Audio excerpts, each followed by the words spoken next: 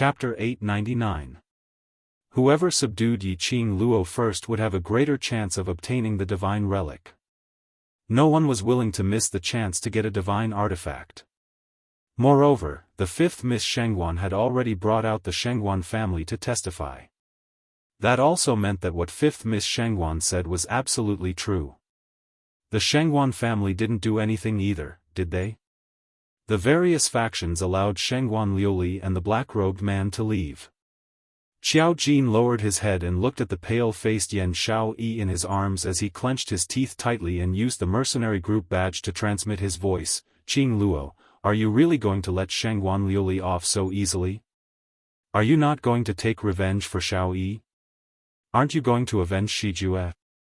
The mercenaries were puzzled. Based on Yiqing Luo's current ability, so what if she killed Shengguan Liuli in front of so many people? Shengguan Liuli had colluded with the dark forces and injured their people. Death was a matter of course. Why did he have to spend so much effort to increase the bet with Shengguan Liuli? How could he let Shengguan Liuli leave so easily? Xiao Jin hugged Yan Xiaoyi's shoulders tightly. His usually mischievous eyes were currently surging with thick fury, his eyes filled with silence. Looking at Yan Xiaoyi in his arms, Xiao Jin felt a dull pain in his heart. He could not blame Long Yunzhan. Everything was because Shengguan Liuli controlled Long Yunzhan, which caused Yan Xiaoyi to be injured. Thinking of this, Xiao Jin even had the thought of tearing Shengguan Liuli into pieces. However, Yiqing Luo had no intention to take revenge. Could it be that Yiqing Luo didn't want to take revenge, and didn't want those who hurt her brothers to pay a painful price? Who said I was going to let Shengguan Liuli off? Yiqing Luo narrowed her eyes dangerously as her lips curled into a cold arc. Sometimes the real revenge is not to kill the other party, but to destroy the other party viciously, making the other party unable to live. The last 8 words, Yiqing Luo enunciated them word by word, as though they were squeezed out from the gaps between her teeth. In order to deal with her, Shengguan Liuli cooperated with the dark forces. Hurt her companions, hurt her brothers. Most importantly, Shengguan Liuli should not joke around with the brotherhood between them. He shouldn't have controlled Long Yunzhan and infected him with the profound Yin Qi just to watch a good show. Xiao Jin and the other mercenaries were stunned. When he caught a glimpse of Yiqing Luo's sinister murderous intent, his heart suddenly lit up. That's right, Yiqing Luo wasn't some cowardly person. Moreover, she was more protective than anyone else. Shengguan Liuli had crossed her bottom line. How could she let Shengguan Liuli off? Would killing Shengguan Liuli be enough to vent his anger? No, they wanted to see Shengguan Liuli struggling on the edge of life and death, unable to live or die. What did Shengguan Liuli care about the most? It was her status, her reputation, her everything. The reason why she was so arrogant and willful was because of the princess syndrome. Wasn't it because her own talent was extremely high, her mother knew how to fight for favor, and she had Shengguan Fangyi to match? In that case, what would happen to Shengguan Liuli after he removed all of her support bit by bit? He wanted to die in despair, but he couldn't die no matter what. Only endless despair accompanied her for the rest of her life. Xiao Jin and the others finally understood why Yiqing Luo made that bet with Shengguan Liuli. The so-called revenge, how could it be as simple as killing the other party? Jin Zi, bring the brothers back to the old residence first. Xiao Yi's poison must be detoxified as soon as possible. Yiqing Luo's eyes narrowed as a glint flashed past, appearing unfathomable. Chapter 900. The mercenaries' expressions changed slightly. Once again, they were conquered by Yiqing Luo. This move was simply too despicable. Not taking any action, just loitering around Shengguan Liuli. Didn't that mean that he wanted Shengguan Liuli to live in fear day after day? Just this unknown fear was enough to crush Shengguan Liuli's inner heart. This indeed made one feel much more carefree than killing Shengguan Liuli. There are at least 3,000 people around and there are quite a number of cultivators rushing over from afar. If we leave, how would those people let you off? After such a commotion, Xiao Jin's mind cleared up quite a bit. Although he wanted to carry Yan Xiaoyi back to the old residence, to let God Thief take a good look at her. But, how could he possibly leave Yiqing Luo to face these thousands of people? Their motive is the God Relic. If they can't find the God Relic, naturally there's nothing they can do. Yiqing Luo didn't seem to care about those cultivators as she replied calmly. Xiao Jin's brows creased tightly. These various powerhouses obviously wouldn't let them off so easily. They would disperse if they couldn't find the God Relic. For their own ambitions, various powerhouses would rather kill the innocent than to miss any clue regarding the God Relic. Especially when Yiqing Luo had advanced under everyone's watchful eyes. There was a possibility that some people might think that Yiqing Luo had used the God Relic's power to advance. Yiqing Luo's situation was much more difficult than imagined. Don't worry, Xian is here. Yiqing Luo shook her head as her voice was transmitted through the metal, appearing extremely ethereal. She shut her eyes as she slowly descended to the ground from mid-air. Everyone's vision followed Yiqing Luo's movements. As long as Yiqing Luo showed any signs of acting blindly without thinking, they would immediately swarm up to kill them. After Yiqing Luo's legs landed on the ground, her charming eyes looked at Xiao Jin as she spoke seriously, Jin Zi, Xiao Yi's poison cannot be dragged on. There's a possibility that she has been poisoned by the Dark Force's special poison powder. If we don't formulate the antidote as soon as possible, Xiao Yi's life will be in danger. Her fingertips caressed gently as she fished out a red brocade bag from the profound phoenix ring and passed it to Xiao Jin. After you return to the old residence, try to make a trip to the academy. Go to the second floor's medicine refining room in the library pavilion and pass this to Ghost Doctor. I implore Master Ghost Doctor to save my companion's life. Given the current situation, she would not be able to leave for a while. She couldn't be sure if what Shengguan Liuli had said before she fled was true. The Ghost Doctor could cure the poison of the purple poppy grass. But if he added in the poison powder specially made by the Dark Forces, Yiqing Luo wasn't sure if Ghost Doctor would be able to concoct the antidote immediately.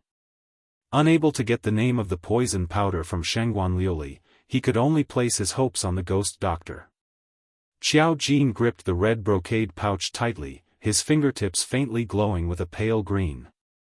Mu Zifei stepped out from behind the mercenaries. He untied an ID token from his waist and also placed it in Xiao Jin's hand. With this command token, you can freely choose medicinal ingredients from all the medicine shops under the Mu family's banner. Xiao Jin still wanted to say something, but in the end he was defeated by Yiqing Luo's persistence. In the end, both sides took a step back. Xiao Jin and the others brought the 40 mercenaries back to the old mansion to help Yan Xiaoyi detoxify the poison. At the same time, they inquired about the progress of the other mercenary groups on this random mission. In particular, he had to pay close attention to Invincible and the Blood Fiend mercenary group. Another 20 over people went to search for the King Corpse's hiding place. King Ling's tomb was already destroyed and the King Corpse's array was also destroyed. Adding on the fact that he was injured in Dmo Xian's hands. If the current King Corpse wanted to capture him, he didn't need to spend much effort. Chapter 901. After arranging everything, Yiqing Luo shot a glance at Dmo Xian. A huge 9-tailed fox descended from the sky in an instant. 9 furry tails swept down, covering the sky and covering the earth. The hundreds of forces that had surrounded the area were instantly wiped out by this tail. The sudden attack came without any warning. All the forces reacted quickly and started to avoid Little Nine's tail. But when they saw this, when the pure white 9-tailed fox with powerful energy appeared, all the factions were stunned. 9-tailed sacred beast. Only one person owned it. That was Overlord. The appearance of the pure-colored 9-tailed fox indicated that the Overlord was nearby. Could it be? The Overlord was interested in this god relic? The leaders of the various forces were feeling a little uneasy at this moment. If the Overlord was interested in the god relic, even if they fought to the death, they would not be able to get it from the Overlord. Whereas for those few powerhouses who were stationed in Three Spring City, their faces were pale as the gazes they shot at Yiqing Luo were filled with fear. There were rumors that Yiqing Luo and the Overlord had a close relationship. They had announced to the public that they were master and disciple.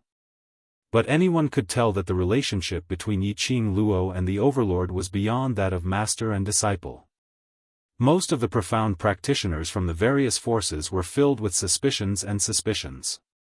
While Yiqing Luo's mercenaries took advantage of the chaos to split up.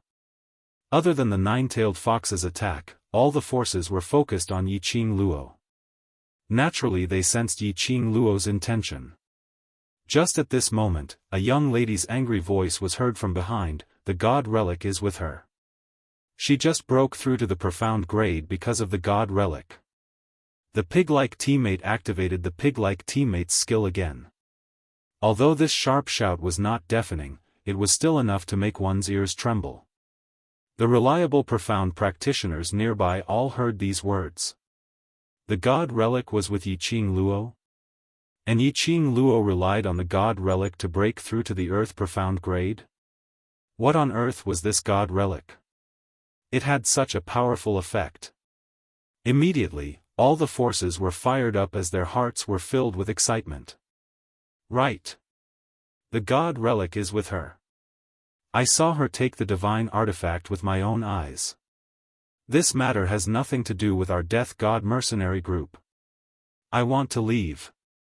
I don't want to be in this place. Why are you looking at me? Yiqing Luo was asking her followers to transfer the divine relic. It's over there. Why aren't you guys chasing after it? Oh.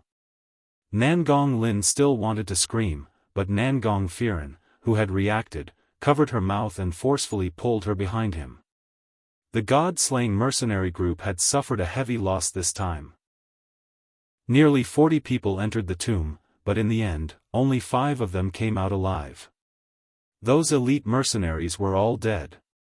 They walked out of the Ling King's tomb together with the world group.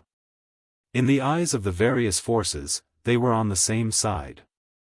For Nangong Lin to admit that the god relic was with Yiqing Luo, wasn't it implicating them? Even if she said that it had nothing to do with the Azura group. Would the profound practitioners of those powers believe him? Nangong Firen regretted bringing Nangong Lin along with her today. Chapter 902. The world group's mercenaries' faces sunk. All of them stared fiercely at Nangong Lin. They were feeling vexed. Earlier in King Ling's tomb, why didn't they throw Nangong Lin into those worms?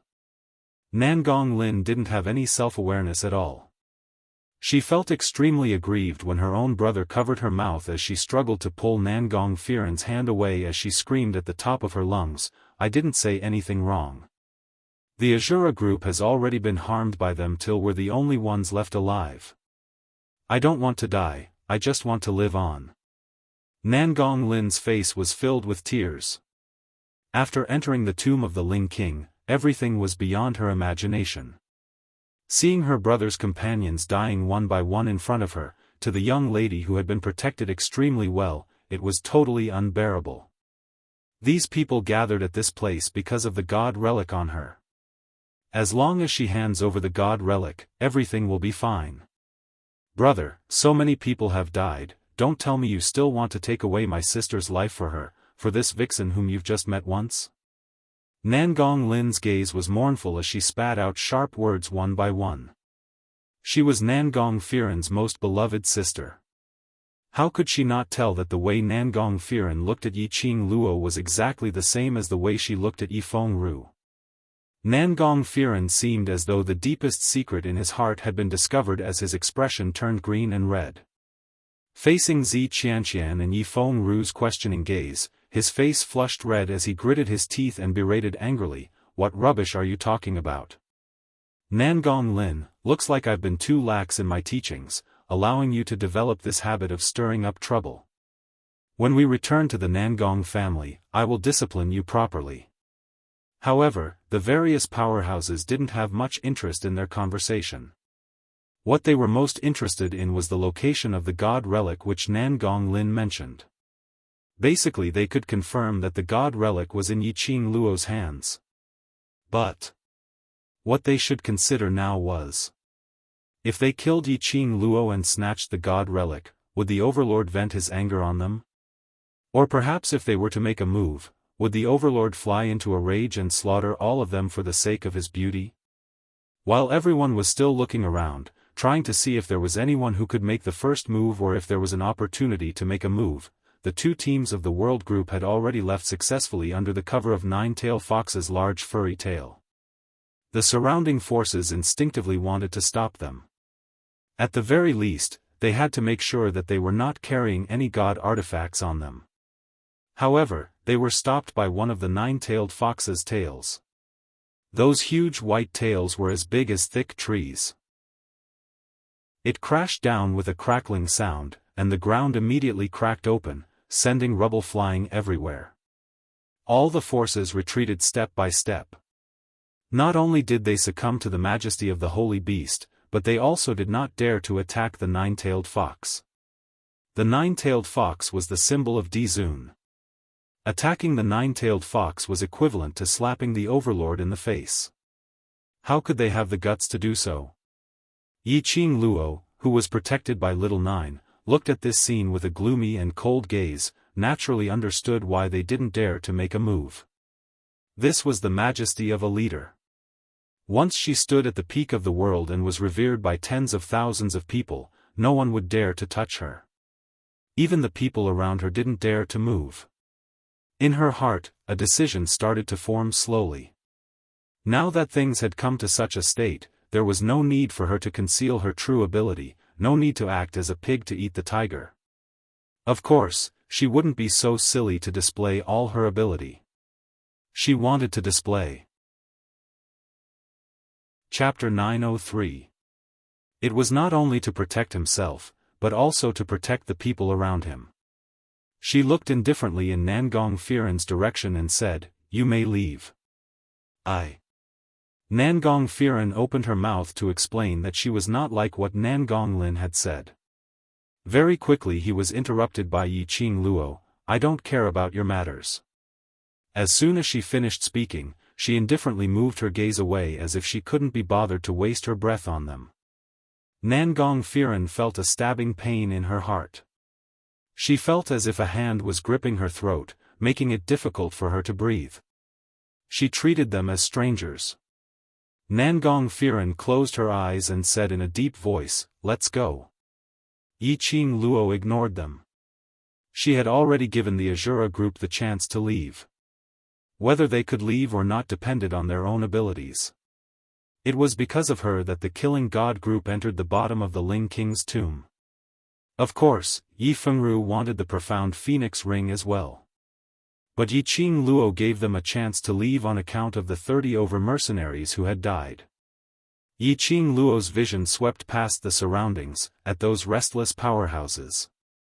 There were already a large number of people who wanted to take the chance to secretly chase after Qiao Jin and Baiming Liancheng's two teams.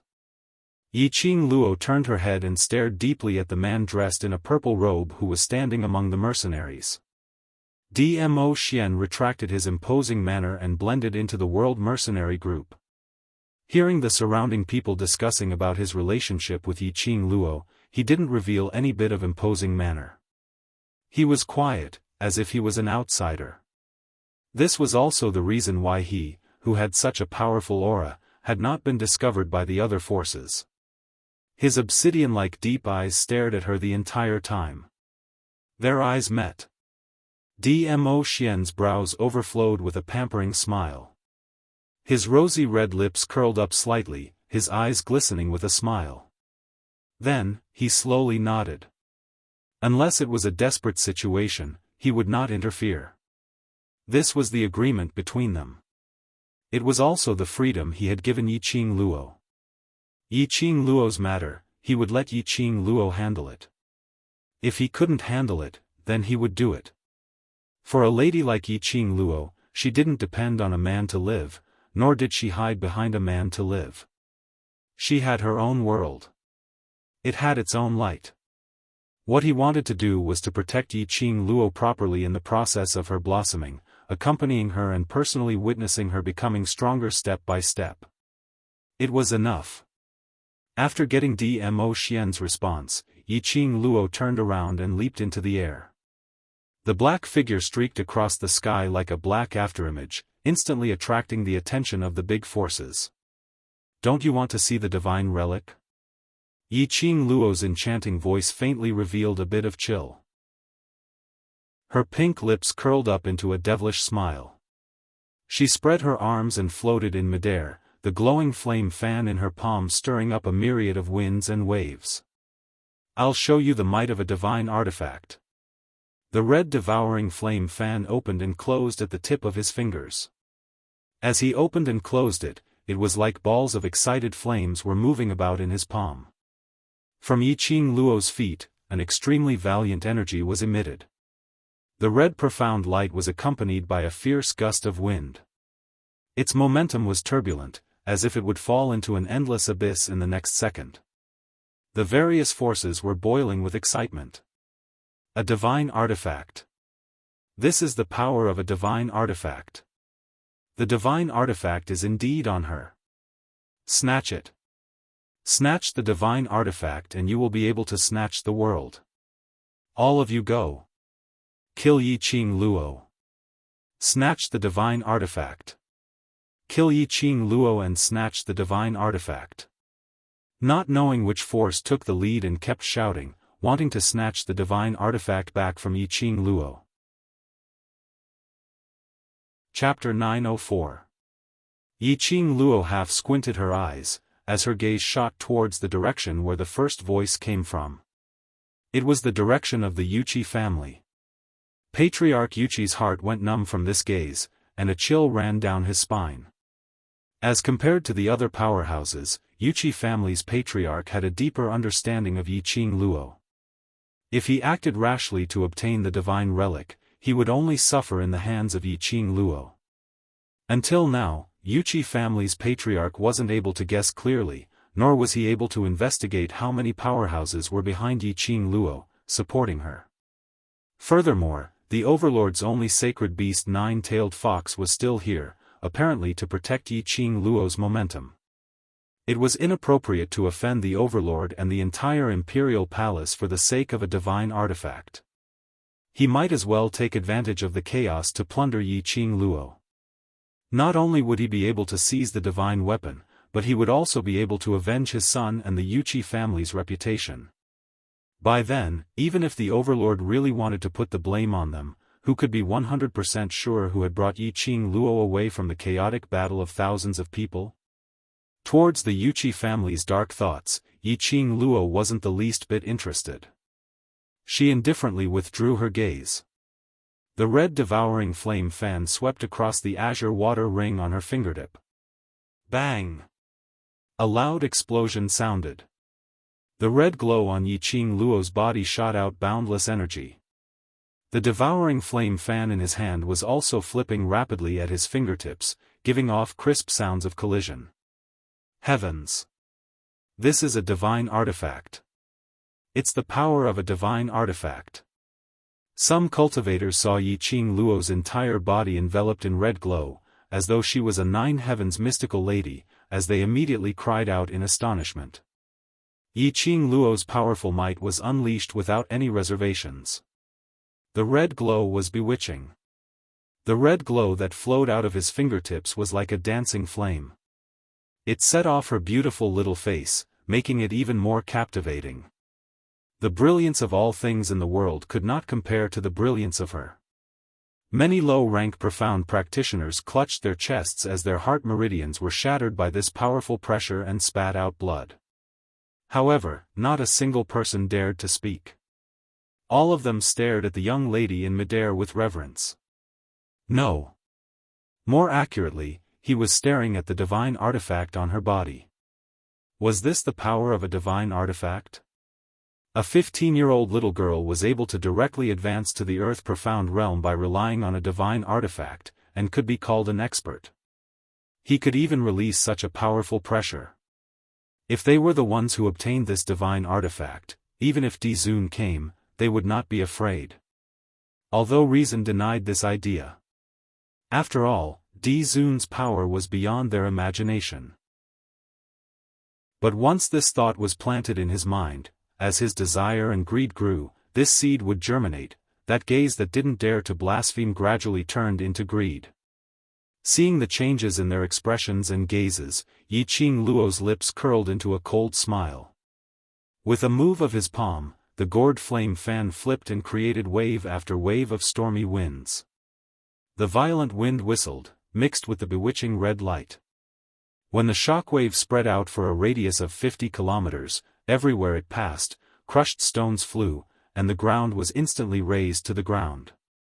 In the air, a terrifying and powerful explosive aura surged wave after wave of air waves. It was filled with an austere coldness. This caused everyone to feel fear and astonishment in their hearts. What? Isn't this the divine artifact that you've been dreaming of? Why are you running? Yiqing Luo's eyes rose slightly, as her tone was filled with thick ridicule. When the various powerhouses heard this ridicule, they regained their senses from the shock. The way they looked at Yiqing Luo was as though they were looking at meat on the chopping board, as their eyes were filled with greed and wolf-like glint. Chapter 905. Immediately, thousands of cultivators, hundreds of powerhouses men, all charged towards Yiqing Luo's direction. Yiqing Luo glanced at the surroundings. After confirming that Xiao Jin and Baiming Liancheng had already brought his team and left according to plan, he slowly let out a breath of impure air. As long as they left, with her and Dmo Xian around, there was no need to fear those forces. Yuqi family's patriarch's order was only for Yiqing Luo. After making use of other forces to open up a path of blood, they directly abducted Yiqing Luo. Thus, he had been loitering around the periphery. As for the other powerhouses, not only did they have to target Yiqing Luo as their target, they also had to guard against the other powerhouses, whether they would take the opportunity to make a move on themselves. For a time, the battle situation was chaotic, but it was also sensational. Outside the tomb of the Ling King, all kinds of profound energy fluctuated, strong winds surged, and the spiritual energy of heaven and earth gathered and overlapped. Tong Ziqing and the others led the remaining Zhao Bo and the other mercenaries to pick up their weapons and began to fight. From the looks of it, it seemed like, just a spit from one person from each faction could drown them to death. But if they were to really fight, not to mention the mercenaries of the world group didn't have the ability to fight against 100. He only said that their group of forces had no intention of cooperating at all. No one was willing to believe anyone else. Whereas for Yiqing Luo's side, she had the help of the nine-tailed fox. There was no tragic consequence of being drowned, as he had imagined. On the contrary, Yiqing Luo's aura was getting more and more arrogant. She had just advanced to the 4th level of the Earth Profound Realm, and the profound chi in her body was constantly surging, as if it wanted to let her vent something. Yiqing Luo clenched her fists tightly and a cold glint of air burst out from her fists. This was a good opportunity for him to test out his new power and see how strong it was. Let's see just how heaven-defying the power of the Azure Water Ring is. She gripped her feather fan tightly as she dangerously narrowed her charming eyes. Her delicate body instantly shifted in midair, bringing along a violent gust of wind as it transformed into a gigantic whirlpool of energy wave that rushed towards all the profound practitioners in the surroundings. Yiqing Luo could clearly feel that her every move was filled with boundless heaven and earth's spiritual chi. The profound jade heart that was being nurtured in his heart felt different from the profound jade heart that he had previously used. It was filled with a sense of satisfaction. His strength was sufficient, and his profound heart jade's compatibility was sufficient. It made the adventurer's blood in Yiqing Luo's body boil continuously. He wanted to fight to the end, to the death. Boom! Powerful energy swept out in all directions. Yiqing Luo started with the Shengguan family, not giving Shengguan Fangyi any face at all. The horrifying gale immediately scattered the Shengguan family's small team. Some profound practitioners didn't even have the time to shout out before they were blown away by the strong wind, and their entire bodies were flipped over. At this moment, the group of profounders from the Shengguan clan would never be able to forget this scene. The woman who looked like the goddess of the 9 heavens had a bloodthirsty and cruel sneer on her face. The red feather fan in his hand was like a dancing flame at his fingertips. Wherever it went, no one survived. In but an instant, nearly 200 profound practitioners of the Shengguan clan had become corpses that lay on the ground. Among the corpses, the black-clothed girl was smiling faintly, but her charming eyes were flowing with a cold light that seemed to come from hell. The other forces wanted to rush up together to subdue Yiqing Luo. They all stopped in their tracks. Too terrifying, merely Yiqing Luo, a 15-year-old young lady, and a young lady who had just broken through to the Earth Profound stage, actually relied on her own strength. In less than half an incense's time, she had massacred nearly 200 profound practitioners from the Shengguan clan. Chapter 906. The only one who survived was Shengguan Fangyi. The cultivators from the Shengguan family's forces had died to protect Shengguan Fangyi. Only Shengguan Fangyi was left. His handsome face was stained with blood. There was his own blood, as well as the blood of the guards who had died for him. He gripped his long sword tightly as he stared at Yiqing Luo in shock. It was unimaginable. 2 months ago, the devil-class trash who was only at the yellow profound 9th level, had now easily massacred the people he had brought. Was this really the power of a god relic? Could a god relic really make a waste so powerful? Third young Master Shengguan. Yiqing Luo squinted her eyes as she smiled charmingly. Long time no see, I didn't expect to meet you here.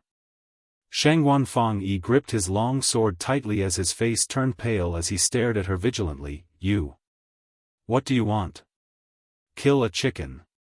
Yiqing Luo smiled even more happily as her eyes curved, narrow and devilish. Then, his tone deepened, cold, and strange, as if he was the Azura that demanded their lives. Word by word, he said, to warn the monkeys. Kill a chicken to warn the monkeys? Was she trying to frighten the other forces out? Shengguan Fangyi's heart was filled with fear as he immediately turned his head to look at the surroundings. There were many clans in the alliance with the Shengguan family. But at this moment, none of the forces stood out. Shengguan Fangyi was isolated and helpless. At this juncture, the other forces could tell that Yiqing Luo had a personal feud with the Shengguan family. They couldn't wait to protect themselves. How could they possibly get involved in this mess? Their target was the god relic on Yiqing Luo. They didn't want to lose the chance to get the god relic because of the Shengguan family. Yiqing Luo. Even if you kill me, you will not be able to leave this place. Shengguan Fangyi trembled as he watched Yiqing Luo walking towards him. He was so afraid that he almost fell to the ground. I won't kill you.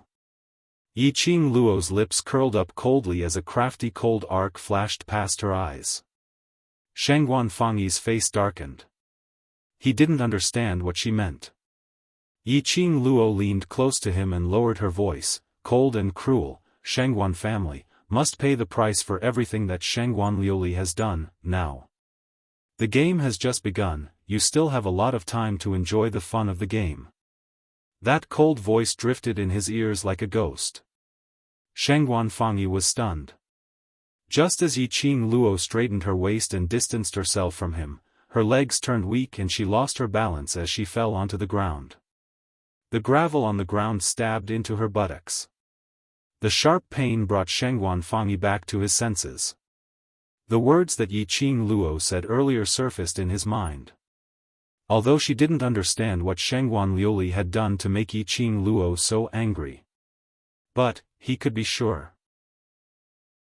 What Yiqing Luo said earlier wasn't a joke. Everything now was just the beginning. Out of the corner of his eye, he caught a glimpse of a slender figure slowly walking forward with her back facing him.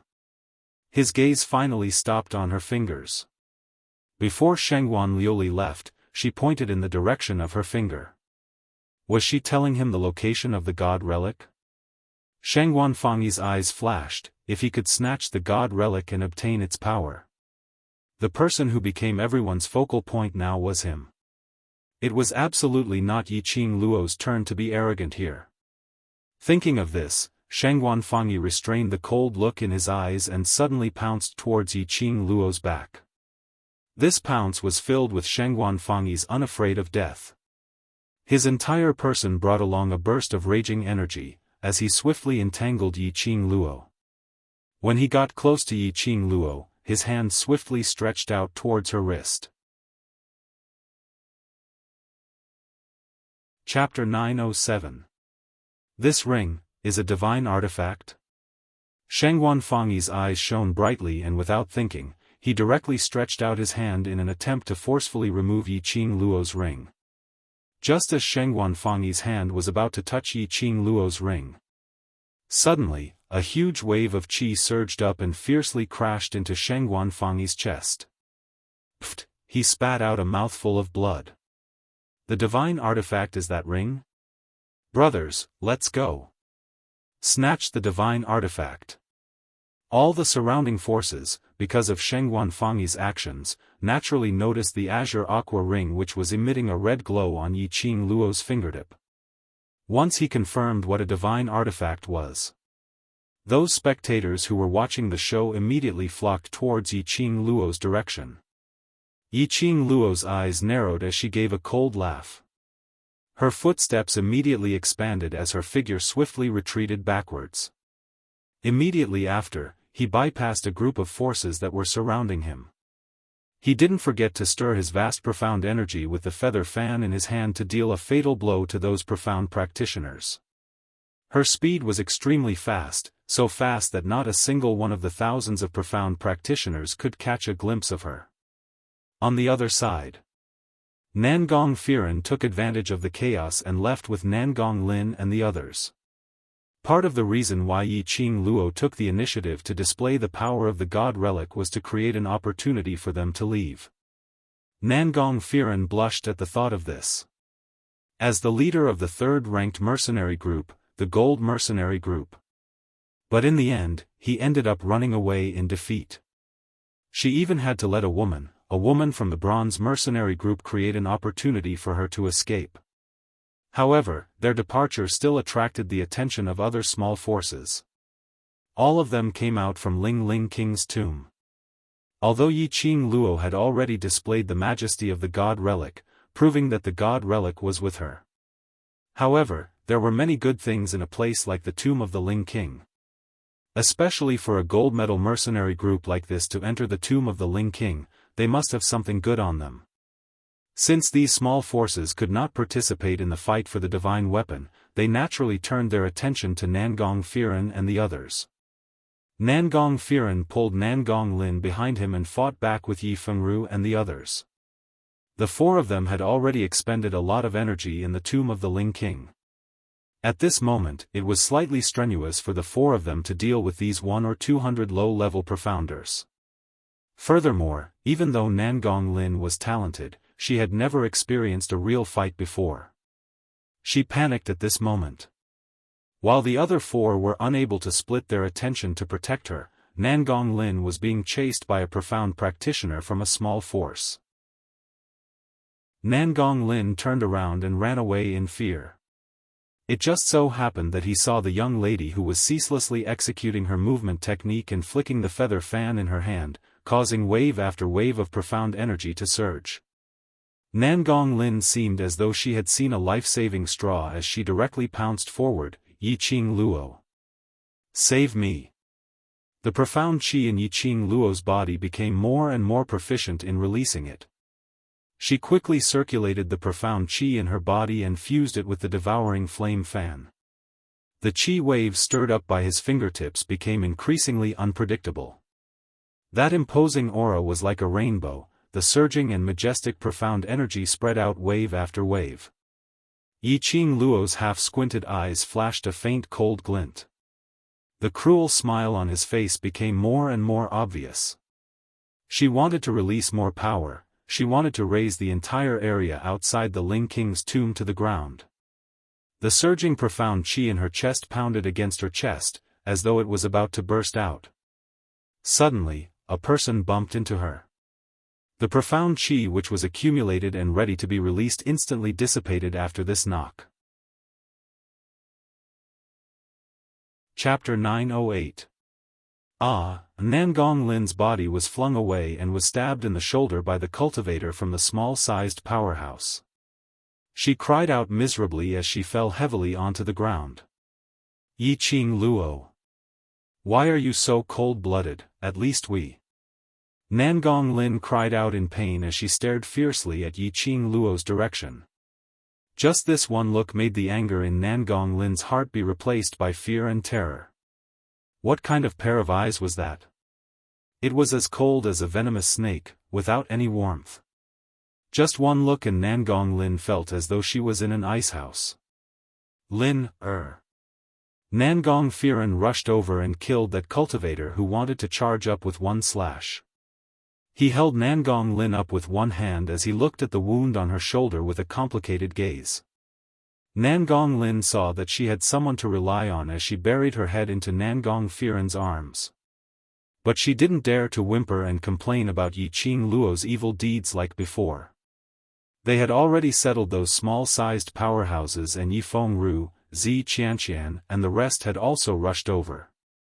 When they saw the wound on Nangong Lin's shoulder, they frowned. You could have saved her. Nangong Firen gazed deeply at Yiqing Luo and for some reason, he had a strange feeling. Yiqing Luo's pink lips curled slightly as she snorted with a faint smile, I have no obligation to save her. Repaying evil with good was obviously not her style. Nangong Lin's life or death had nothing to do with her. Moreover, if it wasn't for Nangong Lin's appearance, she would have released her profound qi and leveled this steep cliff to the ground. Nangong Firen had no words to refute. Indeed, Yiqing Luo had no obligation to save Nangong Lin. Moreover, Nangong Lin had gone against Yiqing Luo time and time again. From Yiqing Luo's standpoint, she could indeed choose not to save her. But Nangong Firen felt that it shouldn't be like this, even if today was the first time he got to know Yiqing Luo. Nangong Firen felt that Yiqing Luo wasn't a narrow-minded person and would absolutely not abandon someone's life just because of a few words of slander and insults. Yiqing Luo respected every life. This was what Nangong Firen felt during the few hours they spent together in the tomb of King Ling. As though sensing Nangong Firen's puzzlement, Yiqing Luo smiled as her long and narrow eyes outlined a cold arc, I've never thought that I'm a kind person. My conscience is only limited to the companions that I've acknowledged. Pausing for a moment, she shot a cold glare at Nangong Lin. Don't think that I owe your killing god team anything. Today, in the tomb of the Ling King, the person who caused your killing god team to be annihilated was not me. It was Nangong Lin. The worms were attracted by Nangong Lin. It was Nangong Lin who had awakened the 5 corpses. If it wasn't for Nangong Lin's willfulness, the Azura group wouldn't have lost so many people. Yiqing Luo dropped this sentence and shifted her gaze away without any warmth, not wanting to be entangled with them any further. Nangong Firen held the shivering Nangong Lin in her arms and frowned. After a long while, she closed her eyes and said, let's go. When she passed by the man who was standing afar, gazing at Yiqing Luo with a gentle gaze, Nangong Firen suddenly stopped in her tracks. Pay attention, she doesn't seem right. Dmo Xian's peach blossom eyes glistened as he lifted his eyelids and casually shot a glance at him. Following that, a deep voice leisurely entered her ears, this lord's woman, this lord knows it better than you. Nangong Firen was stunned as he lowered his eyelids and muttered, I've said too much. After saying that, he carried Nangong Lin and left the Ling King's tomb with the other 3 without looking back. Chapter 909. Dmo Xian retracted his vision as his gaze continued to congeal on Yiqing Luo. His dense long eyelashes trembled slightly as his deep eyes flickered with complicated emotions. His handsome eyebrows gradually furrowed. Dmo Xian had sensed Yiqing Luo's abnormality from the moment she released the Azure Dew Ring's power. But this abnormality seemed to be extremely normal. Yiqing Luo wasn't a lady who could stay quietly. Was it because after a long period of time, her ability had increased and the sealed battle spirit in her body was slowly awakening? The adventurer's blood was starting to boil? All these possibilities were possible. From the current looks of it, Yiqing Luo's performance was still considered normal. Only after the battle ended would he be able to check on her body properly before he could be assured. Boom, an earth-shattering loud sound was heard. Outside the Ling King's tomb, an intense gale was stirred. The horizon was getting nearer and nearer as circles of pitch-black shadows attacked. Gradually, the sound of footsteps that shook the hearts of people could be clearly heard. Dong dong dong, as the footsteps became more and more ear-piercing, the ground started to shake. When the various powerhouses heard this sound, all of their expressions changed drastically. Not good. The beast tide is here. Could they be attracted by the god relic's energy? From this sound, there are at least 100 magical beasts. The beast tide has erupted. Beast tide. Two words which made one tremble with fear. Numerous cultivators would rather kill a few more people than to meet with a beast tide. Especially such a ferocious beast tide. Those powerhouses who were fighting for the god relic also stopped their attacks. All of them gazed far into the distance. But a moment later, they saw a huge black mass of magical beasts charging over. Huge batches of magical beasts charged forward. The huge magical beasts ran on the ground, causing the entire ground to shake. It's really a beast tide. These magical beasts' target seems to be the god relic. One of the powerhouses saw that huge mass of magical beasts and after they surged over, they surrounded the Ling King's tomb which had been leveled to the ground. There were a few tiger beasts which were at least the size of 2 tigers, as they circled around the Ling King's tomb, sniffing around. Obviously, he'd come for the divine artifact in the tomb of the Ling King. Yiqing Luo squinted her eyes as she expressionlessly gazed at this huge wave of magical beasts, but a sliver of excitement flashed past her eyes. It was the excitement of catching prey. Beast tide? Mo Han Shang's brows creased as his delicate brows were suffused with an inexplicable melancholy. Vice Group Leader, don't you feel that? This batch of beast tide is a little too strange. Yiqing Luo raised her brows and nodded indifferently. It's indeed very strange. No matter how high a magical beast's cultivation level was, it was impossible for its intelligence to reach the level where it could plan these things. Unless, there was someone behind the magical beast. Someone was controlling the magical beasts and ordering them around. That person was also after the divine artifact? Yiqing Luo's expression congealed as her sharp gaze swept past those magical beasts. The person behind this must be nearby. There was a large number of magical beasts, about 300 of them, and they were all mid-level and above. There were also a dozen low-level magical beasts mixed in. According to their strength, they were entirely capable of being considered as a small team of 1,000 profounders. These magical beasts raised their heads high and roared incessantly. Yiqing Luo's vision looked towards Little Nine who was sitting arrogantly by the side. Little Nine understood her meaning as its black whirlpool eyes glanced at the surrounding magical beasts with majestic aura. A sharp cry was emitted from its sharp mouth. Chapter 910. However, these 300 magical beasts, after hearing the sacred beast's warning howl, didn't have any intention to leave. They looked around, trying to find the source of the sound. On seeing the snow-white fur and the huge 9-tailed fox, all of them lowered their heads, as they gave out a submissive low moan. Submissive was submissive. But unfortunately, these magical beasts stood on the same spot, not moving at all, as they surrounded the entire leveled King Ling's tomb. There were several middle-leveled magical beasts whose plump bodies were trembling under Little Nine's intimidation, but still refused to leave. Yiqing Luo was even more certain of her guess at this moment. If it wasn't for the fact that there was someone controlling these magical beasts would have dispersed long ago. Yiqing Luo made Little Nine stop howling, as she squinted her eyes and leapt onto Little Nine's back. Can you sense that there's something controlling the magical beasts? Little Nine sensed everything around it, as it shook its head. Yiqing Luo propped her chin, as she went into deep thoughts. If there really was someone controlling the magical beasts, he would definitely need a medium to control the magical beasts. As a sacred beast, if there really was that medium, Little Nine should be able to sense it. Could it be? Because Little Nine was a sacred beast, and the person who controlled the magical beasts, didn't have the ability to control the sacred beasts? Looking at the 300 over magical beasts, there were 10 over low-leveled mirage beasts mixed in. Yiqing Luo's vision shifted onto Shiju, who was still lying on the ground, as its eyes were wide open, as it gazed at her without blinking. She pursed her lips, as she waved her hand, keeping Shiju back into the pet space. Shiju was too weak now, so she couldn't let Shiju continue to move.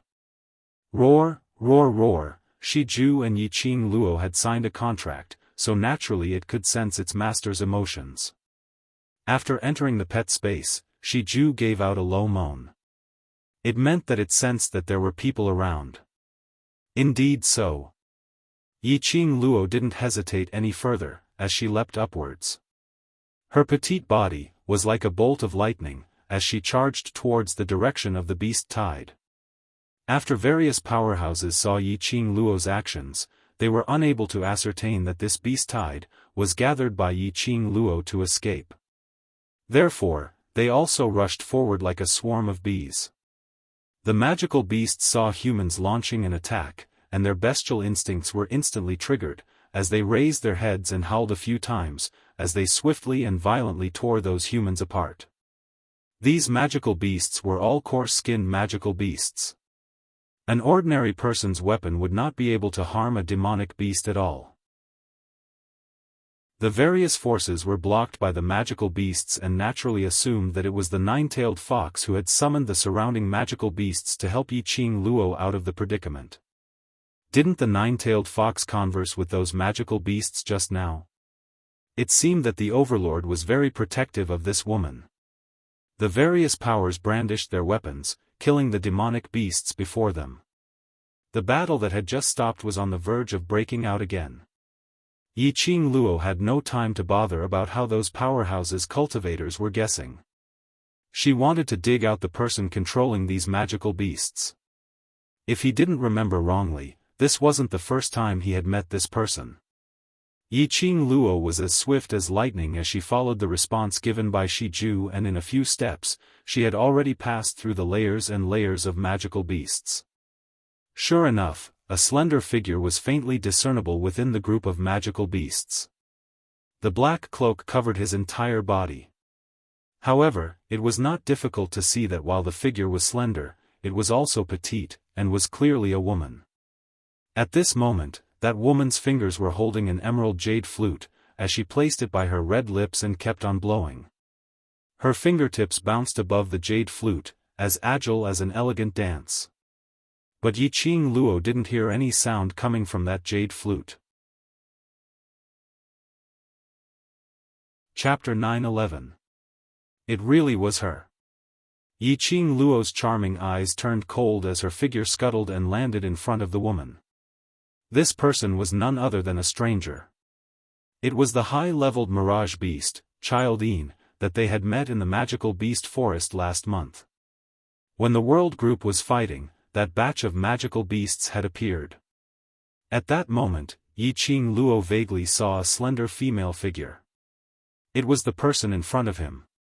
This person controlled the magical beast to follow her time and time again, creating trouble for her. What was his motive? Judging from his attire, he seemed to be a member of the dark forces.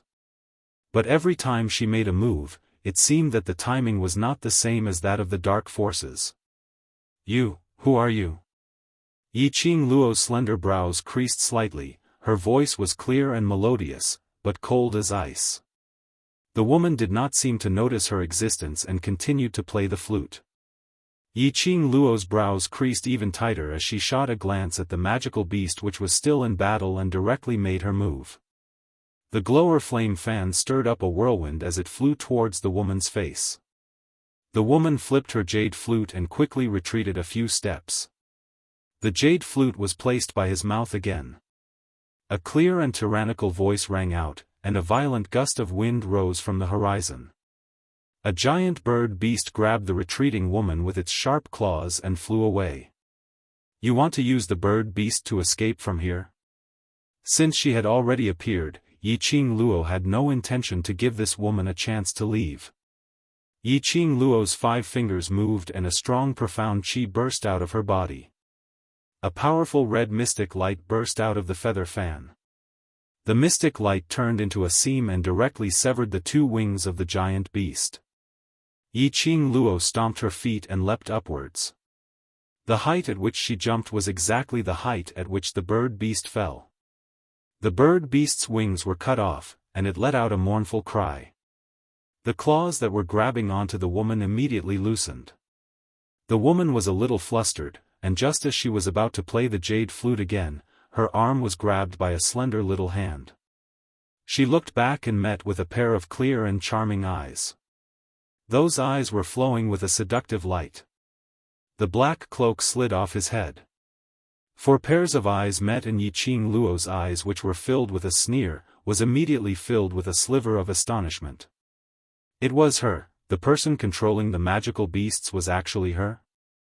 Yiqing Ling, how could it be Yiqing Ling? Ever since Yiqing Ling's use of dark forces items was exposed in public, her profound jade heart was destroyed and her meridians were severed, she was chased out of the Yi residence. It had been so long. Yiqing Luo had almost forgotten about the existence of Yiqing Ling. She didn't expect Yiqing Ling to use such a method to appear in front of her again. He was clearly a cripple without the ability to move. Now, he had actually become a beast tamer who could control magical beasts. And it was precisely this trace of astonishment that gave Yiqing Ling the opportunity to counterattack. Yiqing Ling broke free from Yiqing Luo's restraint and quickly put the jade flute to her mouth. A bird beast swiftly swooped down and caught her firmly. Why are you here? Yiqing Luo knitted her brows as she stared at her coldly. Yiqing Ling's 5 fingers clasped the jade flute as a trace of ridicule surfaced on her elegant face. Of course it's for revenge. Her beautiful eyes gradually became sinister and filled with hatred. I want to take revenge on you and the Yi clan. I will take revenge on all those who have hurt me. Yiqing Luo's slender brows knitted even tighter. You and the dark forces have made a deal. It wasn't a question but an affirmative sentence. Although Yiqing Ling didn't seem to notice the entanglement of the profound yin qi. But to be able to turn a cripple who had difficulty in moving into a beast tamer, other than the dark forces' forbidden technique, there was no other way. But what kind of existence was Yiqing Ling in the dark forces? Chapter 9:12. Yiqing Ling remained silent. Silence was considered as acquiescence. Yiqing Luo narrowed her eyes dangerously. Was it Yiqing Qian who sent you to the dark forces? Yiqing Qian was able to freely manipulate the profound yin qi, which showed that her status in the dark forces should be equivalent to that of a guardian or an elder. Yiqing Ling joining the dark forces was probably because of Yiqing Qian. She didn't look like she was eroded by the profound yin qi. But Yiqing Luo was certain. The profound yin qi in Yiqing Ling's body was more than enough. Otherwise, Yiqing Ling's meridians would not be able to recover. This beast-taming ability that came out of nowhere should be the masterpiece of the dark forces. As long as I can take revenge, so what if I have to make a deal with the devil? Yiqing Ling giggled, her eyes filled with hatred. Her fingers clasped the jade flute and placed it by her lips as she smiled softly. Yi Qing Luo, no matter how powerful you are, facing thousands of magical beasts and those cultivators who are eyeing you covetously, you can't escape from this place. A silent airflow overflowed from Yi Qing Ling's fingertips. That airflow lingered around Yi Qing Ling's body, circling round after round. The bird beast that Yi Qing Ling was riding on quickly flew backward. Soon after, birds and beasts that blotted out the sky and covered the earth came whistling from all directions. These birds. Yi Qing Luo's eyes suddenly surged with a strong murderous intent. These were the birds that slaughtered the marketplace. About 100 of them, densely packed, rushed towards her. The one who slaughtered the people in the marketplace is also you. Yi Qing Luo's voice also revealed a strong anger. That day, she followed the description of the tea house owner and saw the black-cloaked man. It was not Yi Qing Ling at all. Because Yi Qing Luo could tell. Yi Qing Ling only had a beast-taming ability. Yi Qing Ling did not have profound qi or profound yin qi, it was just an ordinary human body. That day, the black-cloaked man had escaped from her and Dmo Xian's pursuit. Yi Qing Ling definitely could not do it. Yi Qing Ling laughed softly, her fingers dancing on the jade flute, manipulating the bird beast to tear Yi Qing Luo mercilessly. It's me, but seventh younger sister isn't as sharp as I thought. She smiled until her eyes squinted. But I used a protector to attract your attention, and you fell for it easily. What? When did seventh sister become so kind? You even want to take revenge for those people in the market? The birds and beasts howled, covering the sky and covering the earth as they surrounded Yi Qing Luo, enveloping her. In an instant, Yi Qing Luo's figure was already covered by the birds and beasts. Yi Qing Ling's eyes were filled with raging hatred, the speed at which she blew the jade flute also increased, her fingertips constantly adjusting the notes. While playing the jade flute, her cold voice clearly came over. Seventh younger sister, you destroyed my profound heart jade and broke my meridians. I'll tear your body and bones to pieces and scatter your soul. The clear cries of birds and beasts pierced through the sky. One by one, they continued to surge towards Yi Qing Luo's direction. Qing Luo. Vice Commander. When the World Mercenary Group members below saw this, they cried out in fright. However, they were obstructed by other magical beasts and profound practitioners from other powers, so they were unable to provide assistance at all. Tong Zi Qing's gaze subconsciously looked towards the man who stood alone in the midst of the chaotic battle, like a banished immortal. His hands were still behind his back, his obsidian-like deep eyes stared unblinkingly at the horizon. The expression on his face was calm, without any ripples. Tong Zi Qing immediately felt relieved and transmitted her voice through the mercenary group badge. Believe in Vice Commander, nothing will happen to her. What we need to do is to get rid of the person in front of us, to reduce Vice Commander's burden. Yes.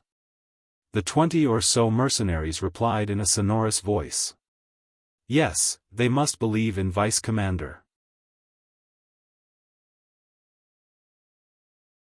Chapter 9:13. If something happened to Yi Qing Luo, Dmo Xian would be more worried than anyone else.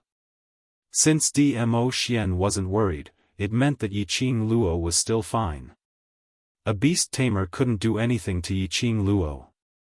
Yi Qing Ling's eyes were icy cold as she stared complacently at the figure that was swallowed by the birds. The flames of hatred and anger were still burning wantonly in her eyes. She blew the jade flute, controlling the bird beasts to burn Yi Qing Luo, tearing her apart and finally swallowing Yi Qing Luo's soul. Her mood was agitated and restless. Her chest felt stuffy and blood spilled out from the corner of her mouth. She was also at a loss. She blew the jade flute directly as her eyes were filled with a crazy and sinister hatred. She wanted to see Yi Qing Luo die with her own eyes. She wanted to let Yi Qing Luo's soul never be reincarnated. Bang! A loud explosion that shook the heavens resounded, and a wave of profound energy that was like sand being washed away by a great wave instantly surged out. The bird's shrill cries were piercing to the ears. In a flash, countless bird corpses were blown away. Fresh blood splashed everywhere along with the wind. The sticky liquid, with a fishy smell, splashed on Yi Qingling's face. Her beautiful eyes abruptly widened as she looked in disbelief at the originally densely packed hundred over bird beasts which had engulfed Yi Qingluo, as they started to disperse. The blood of the birds was like a rain of blood, watering the ground. After the densely packed birds dispersed, a slender figure could be seen, faintly discernible. That simple black outfit, although it was already damaged, but when worn on Yi Qingluo, it had a unique charm. The flame-like cherry blossom embroidery on her arm was like a flame swaying with the wind. The devastatingly beautiful face seemed to be plated with a layer of frost. The curved pink lips gently hooked into a cold arc. The long and narrow eyes were sparkling, as if it carried thousands of beauties. Her entire body was surrounded by a powerful and shocking profound energy. The red profound light was like a blossoming flower, incomparably beautiful. Smashed into pieces? Yi Qingluo snorted lightly, her tone was cold as she looked at Yi Qingling faintly. Soul scattered? You, how could you? No, impossible. No one could escape the siege of birds and beasts. Hundreds of bird beasts swallowed Yi Qingluo in midair. How could Yi Qingluo be fine, and instead? Instead her bird beast army was annihilated in one move? How strong was the current Yi Qingluo? Yi Qingling's eyes were filled with fear as she subconsciously manipulated the bird beast beneath her to quickly leave Yi Qingluo's direction. Third sister, didn't you want to shatter my body and scatter my soul? Why are you in such a hurry to leave? Yi Qingluo's lips twitched in disdain. Suddenly, the feather fan opened up and a strong qi swept out, directly blocking Yi Qingling's path. Following that, Yi Qingluo's figure flashed and got close to Yi Qingling like a demon from hell. The smile on the corner of her mouth revealed a bone-chilling coldness, relying on the dark forces. It's nothing more than this, third sister, the last form of address. Yi Qingluo emphasized each and every word. Yi Qingling was so shocked that her delicate body trembled and stiffened. She wanted to manipulate the bird beast beneath her, but a cold thing had already stuck to her neck. Yi Qingluo. Yi Qingling dared not to move again, gritted her teeth and cried out Yi Qingluo's name. Yi Qingluo's slender fingers pulled out the jade flute from her hand. Yi Qingling's expression turned into panic and uneasiness in an instant. The jade flute was the only thing she could rely on. Losing the jade flute was equivalent to losing the ability to protect herself. If Yi Qingluo wanted to kill her, it would be a piece of cake. The more Yi Qingling thought, the more uneasy her heart became. At this time, the bird beast that lost control immediately became irritable. Chapter 9:14. Ah! Yi Qingling screamed in terror. Her body felt light as Yi Qingluo grabbed her firmly and both of them landed on the ground. Yi Qingluo. What are you trying to do? Yi Qingling panted uneasily as her pupils constricted and stared at Yi Qingluo in fear. She had fallen into Yi Qingluo's hands and she had no leeway to retaliate. Sooner or later, she would be killed by Yi Qingluo. Why not take action earlier and directly end her pain? As if she had seen through Yi Qingling's thoughts, Yi Qingluo's lips curled up and directly interrupted her delusion. Third sister, you have repeatedly opposed me, obstructed me, and even wanted to take my life. Do you think I will let you die so easily? She smiled lightly and tilted her head, her long and narrow eyes revealed a bit of charm. Moreover, what third sister should not have done is to massacre the marketplace. The people there were so innocent. It was just because they passed by the marketplace and had a conflict with the Iron Blood warriors. Just because of their conspiracy, a futile attempt to use the profound Yin Qi to engulf her. In order to massacre. There was a high possibility that the dark forces would step into the Nirvana realm. In fact, those people didn't know anything at all. Thinking of the teahouse owner who was on the verge of collapse and the stall owner who painted them, Yiqing Luo's heart couldn't help but twitch a few times. A strong anger inexplicably welled up in her heart. Yiqing Luo's cold eyes faintly floated a touch of sullen. She wanted to avenge those people in the marketplace. For those innocent people, to kill this Yiqing Ling who controlled the birds and beasts and massacred the marketplace. Not only Yiqing Ling. And those people behind Yiqing Ling. Yiqing Ling's piercingly cold eyes suddenly turned scarlet. The feather fan in her hand was suffused with a terrifying profound qi as it directly struck towards Yiqing Ling's face. Yiqing Ling was completely stunned by that pair of eyes filled with hatred. Until that profound qi struck her face, she didn't even have the time to struggle and escape. Just as the profound qi struck Yiqing Ling's face. Suddenly, a more powerful profound qi directly crossed in front of her, forming a transparent protective shield. The majestic profound qi suddenly dissipated. Yiqing Ling opened her eyes in panic only to see a purple figure encircling Yiqing Luo's slender waist. That man had a face of peerless elegance. His fluttering purple robe made his handsome face look even more handsome. His long and narrow peach blossom eyes only took a casual glance, but his heart felt as if it had been hooked. However, Yiqing Ling's infatuation did not last long. Because that handsome man was hugging Yiqing Luo tightly. That pair of soul-stirring eyes could only accommodate Yiqing Luo alone. Little Luo,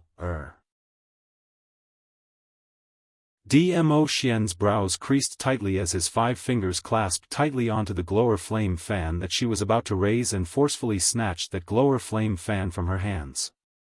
From Yiqing Luo's side, a strong billowing airwave was violently moving about. The intense killing intent in her eyes refused to dissipate. Ah Xian, don't stop me. Yiqing Luo's voice was cold as she struggled to break free from Dmo Xian's embrace. She is the one who controlled the birds and beasts and massacred the marketplace. Dmo Xian's eyes sunk as the strength in his arms increased. No matter what, you can't kill her now. Yiqing Luo knew that if the man refused to let go, no matter how she struggled, it would be futile. She simply raised her head and looked at Dmo Xian's eyes coldly. Are you protecting her? Chapter 9:15. Since it has nothing to do with you, then get out of my way. Yiqing Luo knitted her brows tightly. She didn't like to see Dmo Xian talking to her with a straight face for another woman. Dmo Xian's big palm clasped the back of her head, bent down and kissed her lips. Dmo Xian. Yiqing Luo flew into a rage out of humiliation. Her mouth was blocked as she roared his name. She struggled with all her might, but how could she be the man's opponent?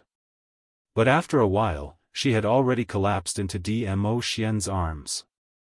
Dmo Xian's eyes didn't have the slightest bit of desire when he was intimate with her. Seeing her misty eyes, he then slowly released her lips. The delicate young lady nestled in his arms, her pink lips were red and swollen from his love, glowing, as if tempting him to bend down to pluck them. That pair of enchanting eyes were long and narrow, yet bewitching. This was the look he loved so much. But at this moment, he didn't have the urge to lust. Because Yiqing Luo was not normal now. Ah Xian. The young lady's low voice revealed a bit of weakness and languidness. Her soft and charming eyes gazed deeply at his face. Dmo Xian held her slender waist, his eyes dimmed slightly as he shifted her gaze and asked tentatively, "Now, do you still want to kill Yiqing Ling?" His voice was deep and husky. When it was by her ear, it could easily stir a certain part of her heart.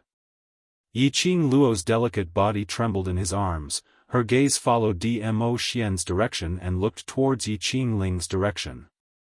Instantly, the expression on her face stiffened. The memory of the short circuit just now surged into her mind. Her dazed eyes blinked and blinked again. After a long time, she regained her senses. Her eyes were filled with confusion. just now, wanted to kill her?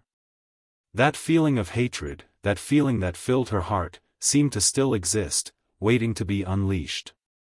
But at this moment, Yiqing Luo could completely feel her own heart. She knew that Yiqing Ling was the one who massacred the market, she indeed wanted to kill her.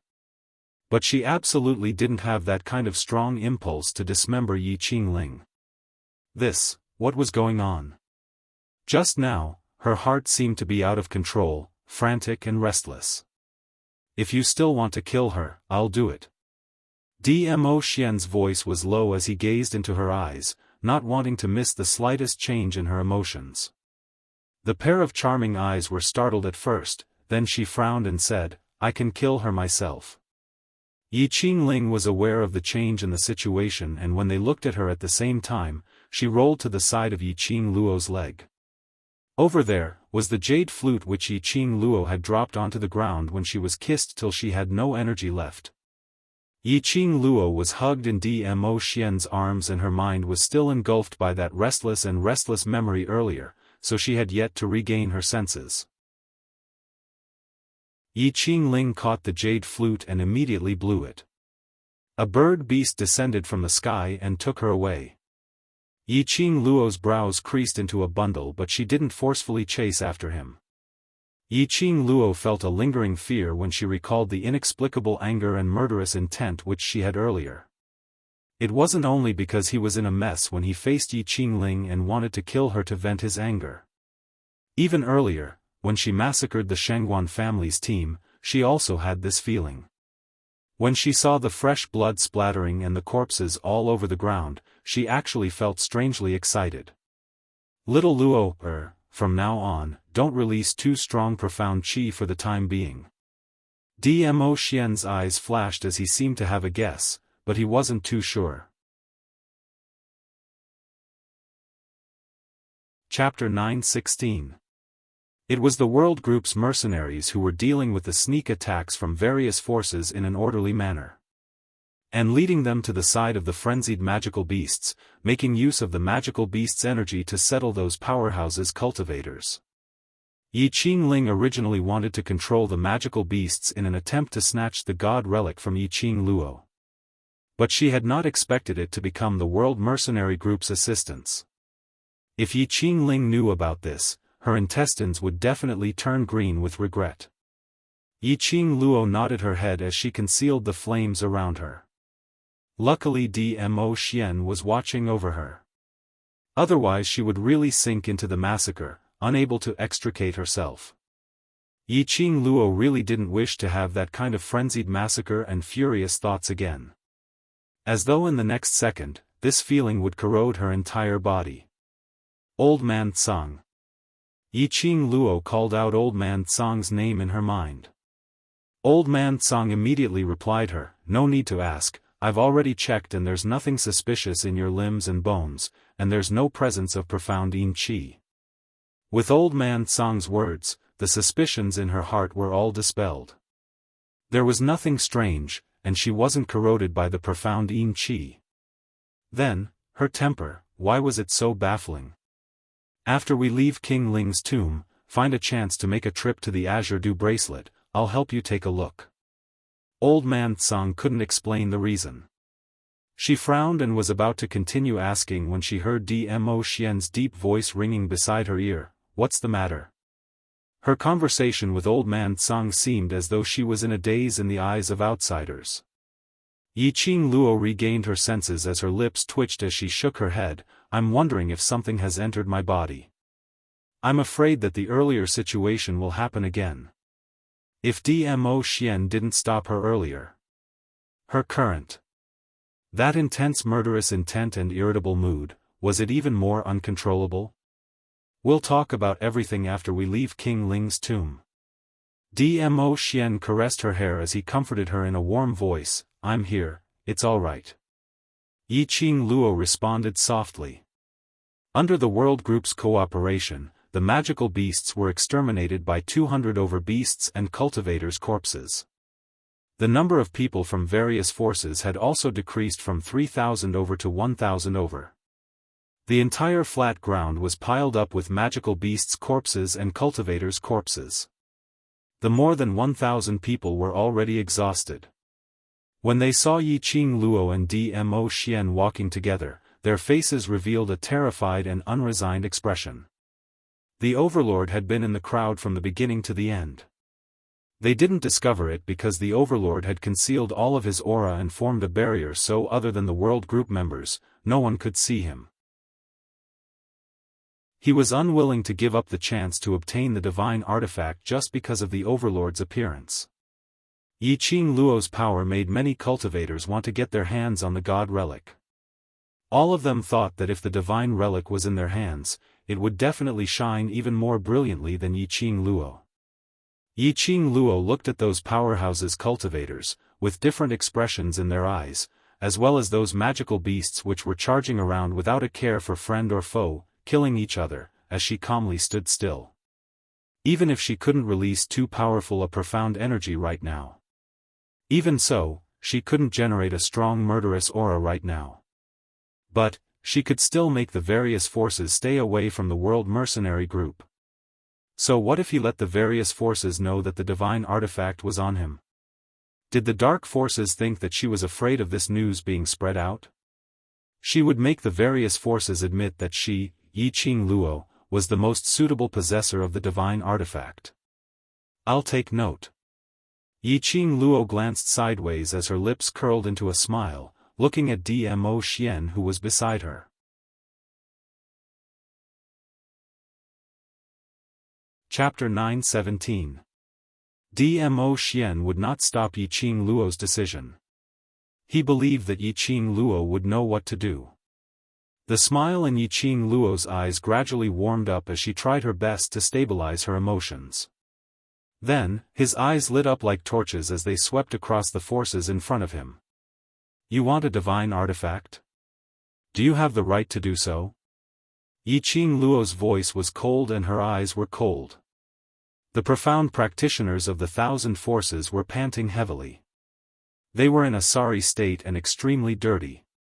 The long battle, the anger of not being able to obtain the divine artifact, and the smell of blood in this broken place for such a long time. These profounders had long since become impatient in their hearts. At this moment, hearing Yiqing Luo's provocation, some boorish fellows couldn't control themselves as they retorted unhappily, "What qualifications? You're just a little girl who hasn't even grown her hair yet. How dare you challenge us?" Exactly. Little girl, do you know what kind of people we are? Any one of them would have more experience than you. You want to talk about qualifications with us? To spout such arrogant words at such a young age, you're just relying on the fact that you have a divine artifact. What kind of skill is that? These words obtained the agreement of many profounders. But because of Dmo Xian's presence, they didn't dare to reply. In his heart, he kept urging these boorish fellows who were not afraid of death to speak as fiercely as possible. The girl's charming eyes narrowed dangerously, and the corners of her mouth twitched with a faint smile. All right, then I won't use the power of the divine artifact. As soon as she finished speaking, the young girl took off the azure water ring from her finger. The gazes of the profound practitioners of the 1,000 citizens' force immediately stuck to her finger. But he saw Yiqing Luo's finger tremble and that azure dew ring disappeared from her hand. Where's the divine artifact? Damned girl! Where did you hide the divine artifact? Hand over the divine artifact. Otherwise, you can forget about leaving the Ling King's tomb today. The disappearance of the divine artifact caused countless profound practitioners to panic. Their goal was only the divine artifact. If he killed Yiqing Luo, he would not be able to get the divine relic. Instead, the imperial palace had set their sights on them. As long as they could get their hands on the divine artifacts, they would no longer be afraid of the Overlord. Yiqing Luo touched the profound phoenix ring with her finger, her eyes were filled with ridicule. It doesn't matter where the divine relic is. Now that I have taken off the divine relic, let's see what other excuses you sanctimonious people have. Then, she raised her hand and raised her voice, brothers. Let those so-called experienced and powerful seniors witness our strength. Hearing the order, Tong Ziqing and the others quickly responded, yes. There were more than 20 people, but they gave off the aura of more than 100 people. Facing the profound practitioners of more than 1,000 forces in front of them, they showed no fear. Little 9. Yiqing Luo's eyes swept towards the direction of the nine-tailed fox. The nine-tailed fox immediately let out a bestial howl with its sharp mouth. The magical beast that had lost its master immediately submitted to the majesty of the holy beast, becoming Yiqing Luo and the others' assistants. The two sides immediately engaged in a fierce battle. At first, the 1,000-odd people were still a little cautious, not daring to really attack. But looking at Dmo Xian's look of a bystander, absolutely not interfering in anything. Gradually, there were some daring people who went forward to probe. Dmo Xian had no reaction. That daring person's probing became even more obvious. Dmo Xian still had no reaction.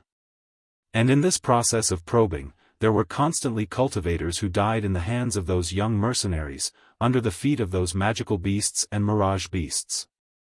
The 1,000-odd cultivators started to get serious. Dmo Xian still had no reaction. Everyone put their hearts at ease and looked at Yiqing Luo with undisguised greed.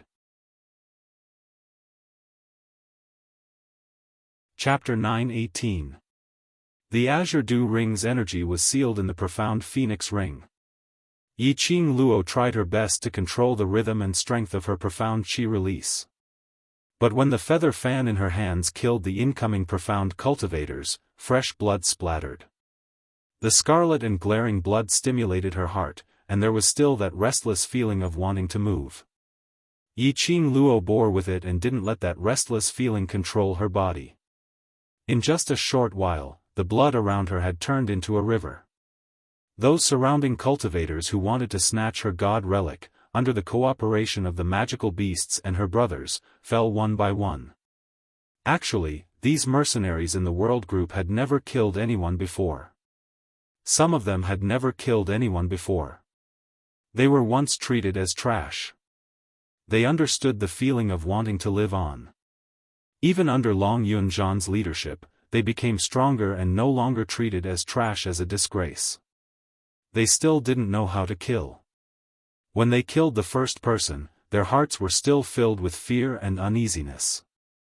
But recalling what Yiqing Luo had once said, "In this world where the weak are prey to the strong, if you don't become other people's food, then other people will become your food.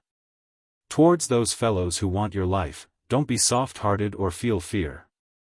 Because, nothing is more important than staying alive."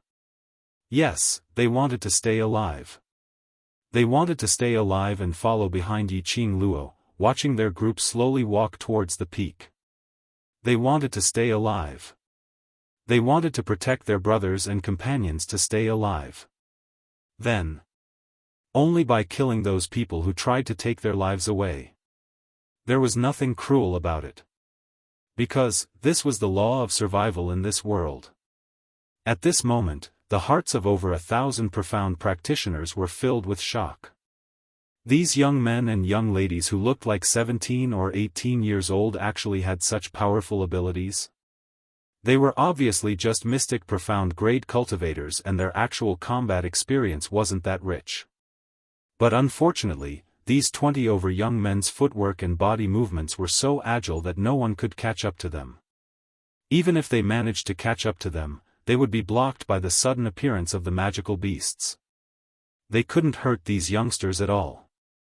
The most sinister thing was, when they were dealing with the magical beasts, these youngsters silently appeared behind those low-leveled cultivators and mercilessly slashed those cultivators' necks.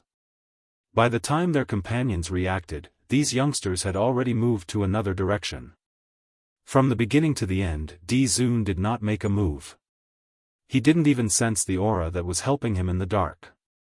No, these youths did not need any help at all. Among all the martial arts in the world, only speed was unbeatable.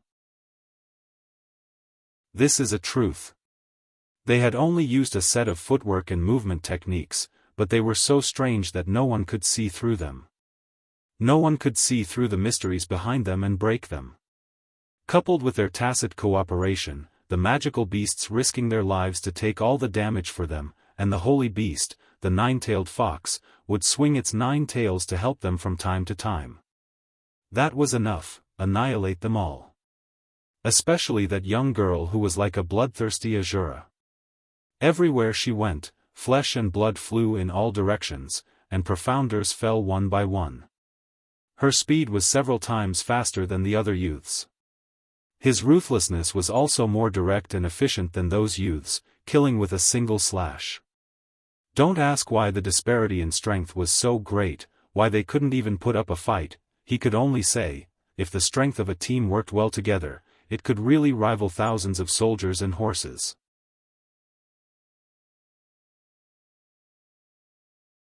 Chapter 9:19. 20 over people massacred an entire 3,000 people. If this was spread out, they would definitely become the laughing stock of Nirvana realm. How could they tolerate the reputation which they had worked so hard for their entire lifetime to be destroyed just like that? Over 1,000 powerhouses cultivators were only left with 400 over people. Until now, these cultivators were still unable to believe that everything in front of their eyes was real. They had really been massacred. Originally they were disorderly, each listening to their own commands. Now, according to their status in the world, they had chosen the Wuxia family to become the commander. With the various powerhouses working together, although they had reduced the number of deaths, but they still had no way to deal with these sinister and cunning youngsters. Yiqing Luo's feather fan in her hand struck out a sharp blade, directly killing 2 cultivators in front of her, as she leapt upwards. Immediately a bird beast flew over under Little Nine's coercion and caught Yiqing Luo in its arms. Yiqing Luo half squatted on the bird beast's back, as her gaze swept past the battle situation below, as she heaved a sigh of relief. It seemed that the training of the brothers during this period of time was effective. Their learning ability and acceptance ability had exceeded her imagination.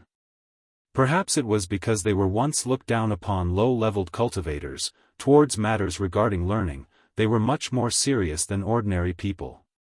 Moreover, their unity and tacit understanding was much stronger than what she had imagined.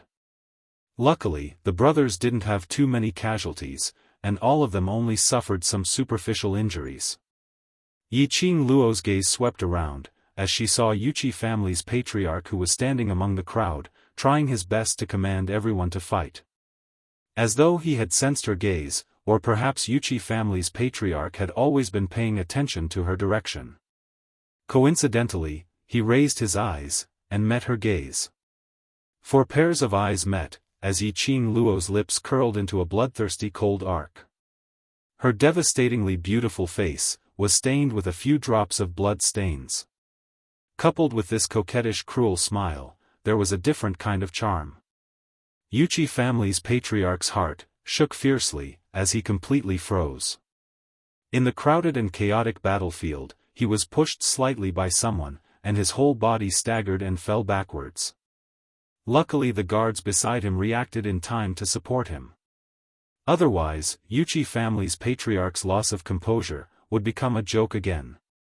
His heart contracted, as his eyes widened in astonishment, as cold sweat started to flow. After returning last month, in less than 24 hours, Wuxia Peng died silently at home. Moreover, his death was miserable, as if all of his vitality had been sucked out, leaving behind only a withered corpse. This matter caused Patriarch Wuxia to be somewhat vigilant. Wuxia Peng's death was too strange. It was so strange that the Wuxia family head had already started to suspect that Wuxia Peng had really made a deal with the dark forces. Regarding the news of Wuxia Peng's death, he had been hiding it from the outside world. He more or less believed what Yiqing Luo said earlier. Because Duke Jing, who would often come to the Wuxia residence to hang around, ever since that day when he returned, he had never returned to the Wuxia residence. It was very likely that he had already been poisoned. But of course they couldn't eliminate the possibility that his son, or Duke Jing, whose life or death was unknown, might have been killed by Yiqing Luo and wanted to push the blame to the dark forces. This young lady named Yiqing Luo. It wasn't something he could resist at all. Just as the Yuqi patriarch was about to leave, a cold wind suddenly blew behind him. Immediately, 10 black-clothed men descended from the sky, blotting out the sky and covering the earth. The black attire of the assassin was wrapped tightly around his head, revealing only a pair of sinister and cold eyes.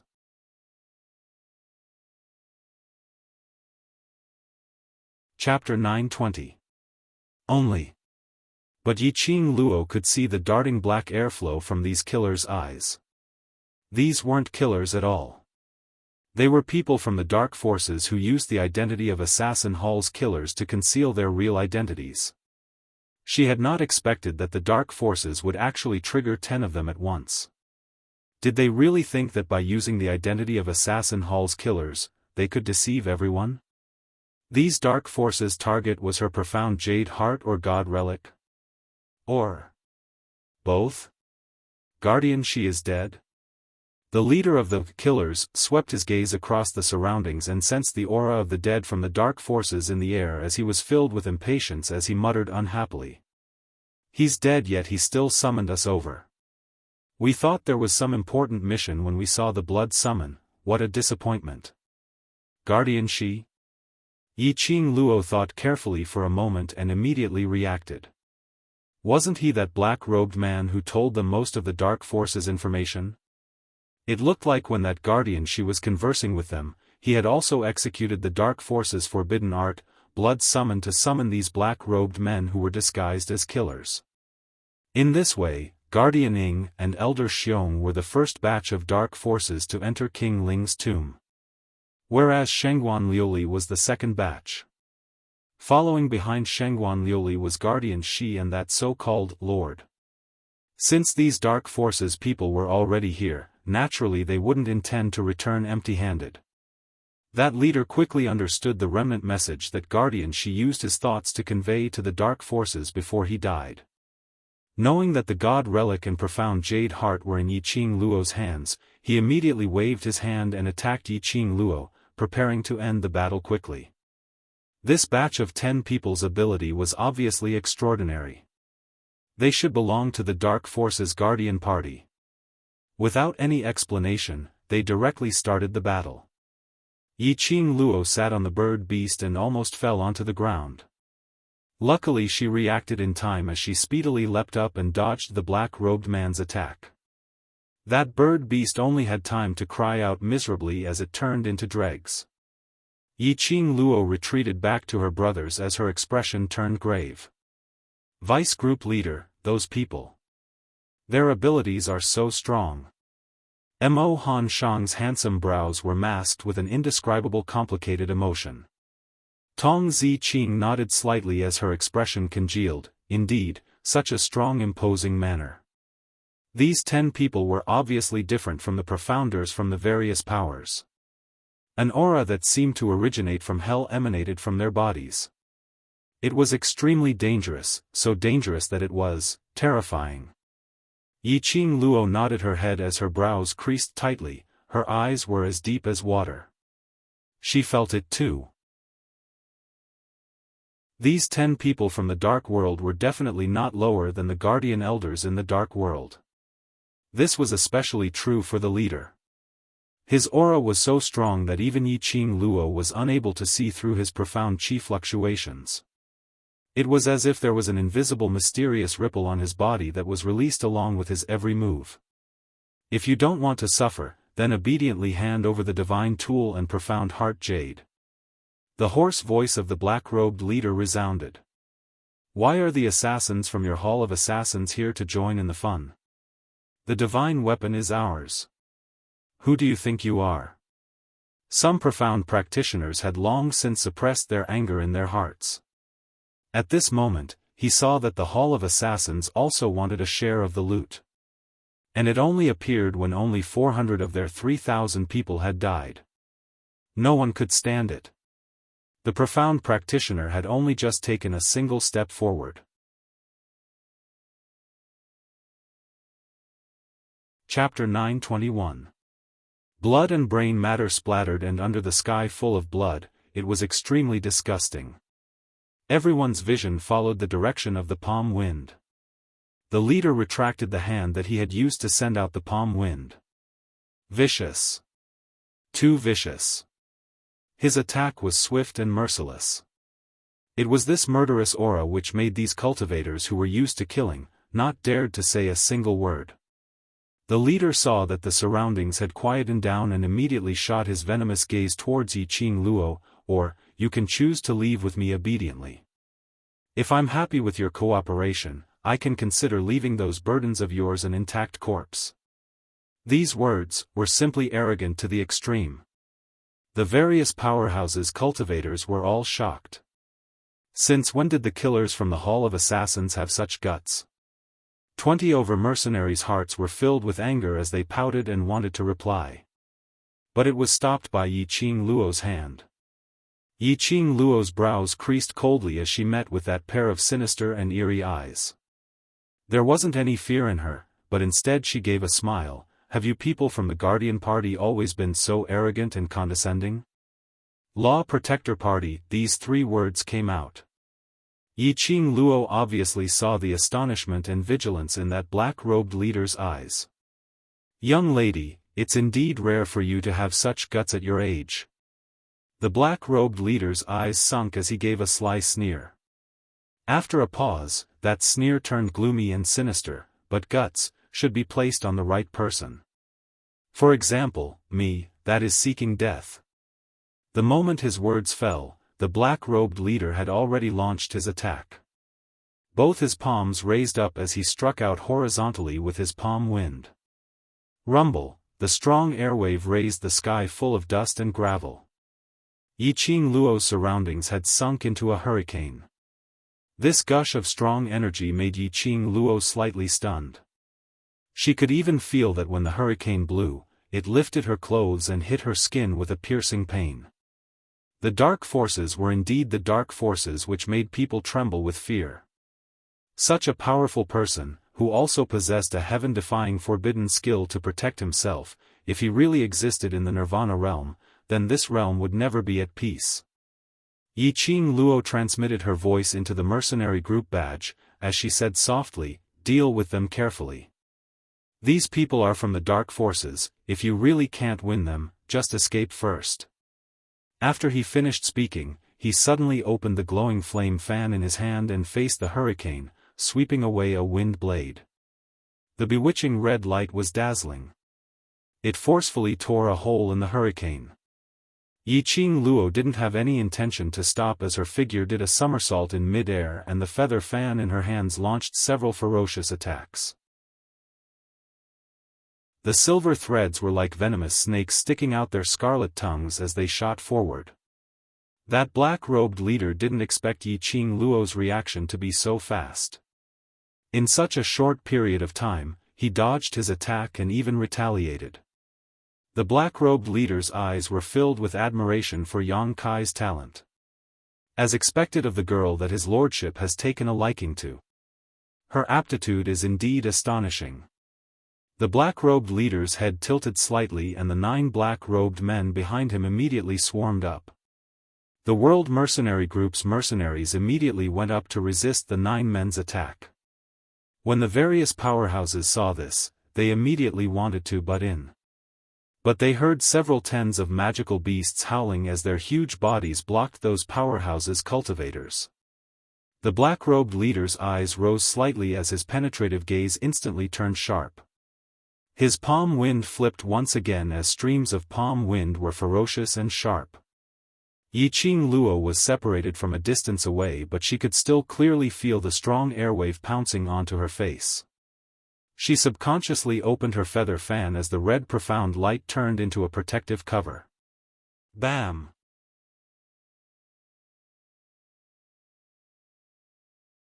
Chapter 922. Her heart suddenly trembled, and her long eyelashes fluttered in a slightly panicked manner. The strength of this person from the Dark Organization was far beyond her expectations. She could feel that this person from the Dark Organization was not using his full strength. Even without using his full strength, he was still able to possess such powerful strength. If he used his full strength, Yi Qing Luo didn't dare to think about it. If it wasn't a matter of life and death, Yi Qing Luo really wasn't willing to seek help from Dmo Xian. In this way, the so-called self-growth would lose its meaning. Not bad.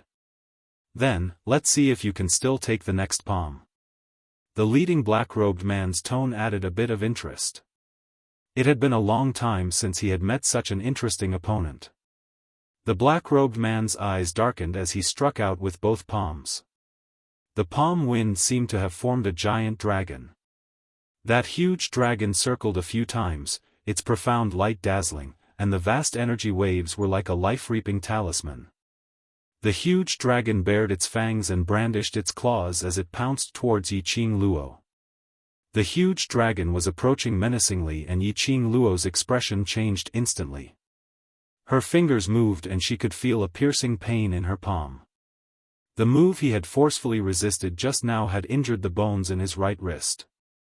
Now, it was a little strenuous for him to use even a little of his profound qi. The giant dragon was about to swallow him whole. Yi Qing Luo had no other choice but to raise her left hand, her fingertips already wearing the azure dew ring. He suddenly opened his 5 fingers and raised his profound qi to the highest realm. Facing the giant dragon, he also slapped his palm heavily with a powerful wave of qi. Bang! There was another deafening sound of collision. 2 gusts of palm wind instantly exploded in the air, setting off rolling waves. The surrounding air seemed to have solidified. An earth-shattering power instantly surged over. The surrounding chosen ones instantly felt a tightness in their chests. Some profound practitioners with unstable profound rank spat out blood while clutching their chests. They all stared at the 2 people who were still facing each other in the air. This kind of powerful and boundless power was on a completely different level from when it was used against them just now. That was to say, when Yi Qing Luo was contending against them, she totally didn't use her full strength. Even if he didn't use the power of the divine artifact, he didn't use his full strength. This 15-year-old girl, it completely shook the hearts of the profounders from the various powers. Whereas at this moment, Yi Qing Luo wasn't as calm as she looked on the surface. She could feel it deeply. This black-robed leader's profound rank was definitely higher than hers by more than 1 profound rank. At the very least, it was a Sky Xian supremacy. Yi Qing Luo's heart was overwhelmed with shock. The dark forces actually had a supreme expert of the sky profound realm. Then, the leader of the dark forces, that person who was addressed as Lord, could it be that he was on the same level as Dmo Xian? With this palm strike, he activated the power of the azure water ring and fused it with his own profound energy. Yi Qing Luo felt that it was extremely strenuous. After receiving this palm strike, Yi Qing Luo's body quickly retreated a few steps, avoiding the encroachment of the palm qi. However, the black-robed leader seemed to have seen through Yi Qing Luo's thoughts. Just as Yi Qing Luo moved her foot, he speedily stuck close to her. Those 5 sharp fingers which were like an eagle's claw, clawed towards Yi Qing Luo's heart. Yi Qing Luo was aghast, she didn't expect her footwork to be seen through by this black-robed man. He immediately turned around, and his figure turned into an afterimage as he quickly retreated. That black-robed leader was still able to entangle her accurately. His 5 fingers mercilessly stabbed towards Yi Qing Luo's heart once again. Yi Qing Luo's vigilant muscles tightened as her body speedily moved towards the left side and immediately did a roll on the ground. No matter how fast her reaction was, she still couldn't resist the black-robed leader's attack.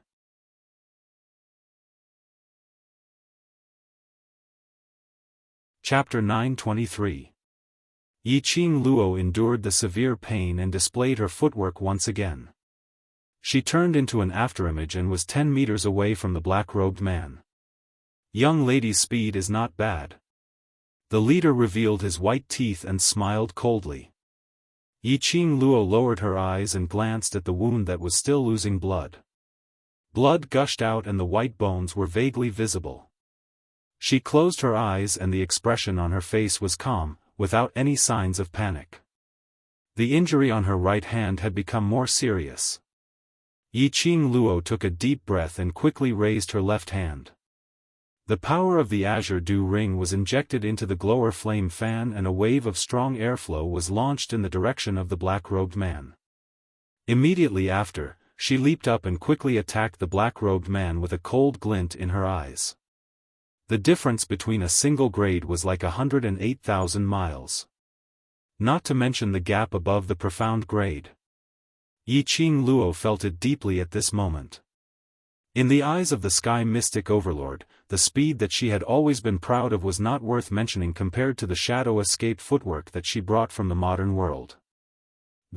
Was this the power of the Sky Mystic Overlord?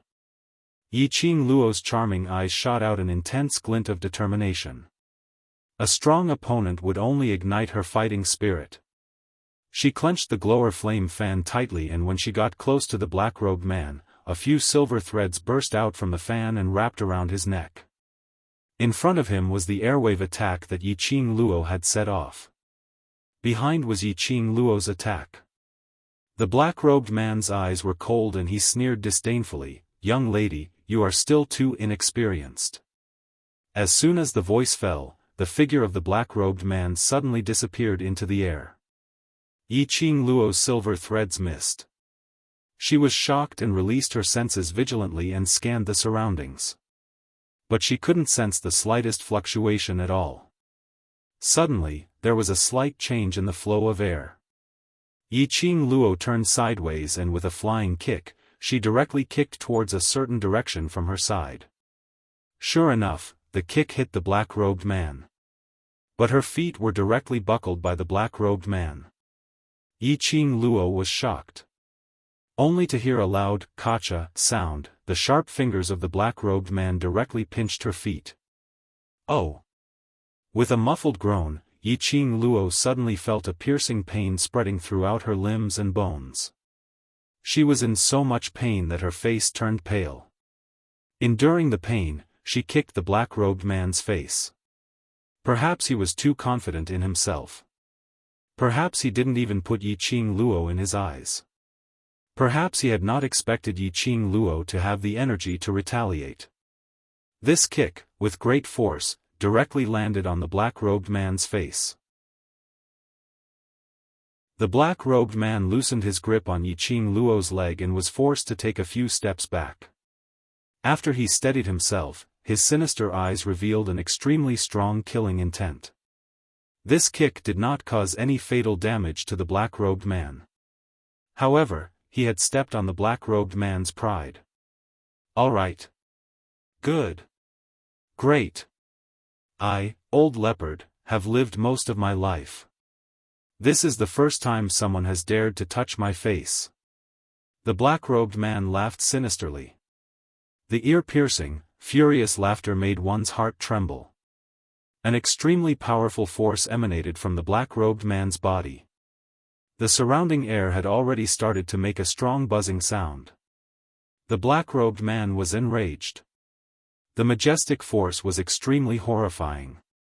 The cultivators from various forces already had their legs weak, shocked by this horrifying force. Old leopard? This man was the one that the snake guardian mentioned, one of the 4 sacred techniques, the leopard saint technique? No wonder he was so powerful. Once the leopard saint technique was completely infuriated.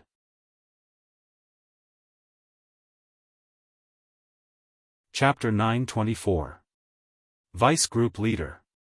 Those mercenaries who were still entangled with the other black-robed men were extremely worried when they saw this situation. How powerful was the other party? The extent of his power had far exceeded everyone's imagination. Even if they didn't want to believe it, they had no way to deny it. This black-robed man, he must be a sky-profound great overlord. The other powerhouses' cultivators were extremely shocked. The assassin hall actually sent out a sky-profound great overlord to snatch the god relic? Didn't that mean the assassin hall was determined to get this god relic? At this moment, Dmo Xian, who was standing by the side watching the battle, couldn't suppress the worry on his face. The faint black eyes were fixated on Yiqing Luo without blinking, taking in her expression and her injuries into his eyes. Lil Luo, was not that person's opponent. If they continued to fight, it would only worsen Lil Luo's injuries. He wanted to go up to help.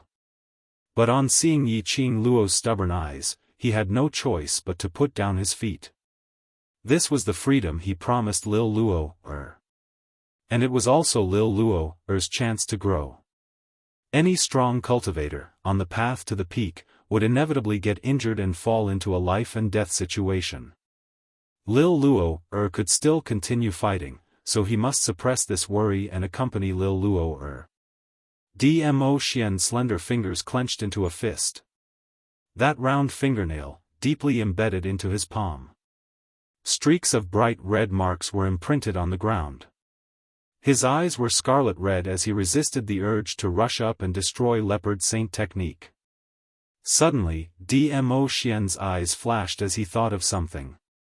His faint eyes seemed to be swirling with a whirlpool as he took a deep look at Yiqing Luo. His purple robe fluttered and his figure silently disappeared from the battlefield. Yiqing Luo indeed wasn't feeling well now. Her entire body was in tearing pain. She swiftly swallowed a medicinal pill and tapped the acupoint on her shoulder to stop the blood from gushing out. Whereas the furious Leopard Saint technique who was standing opposite her had completely unleashed his aura. The huge airwave was like a raging hurricane.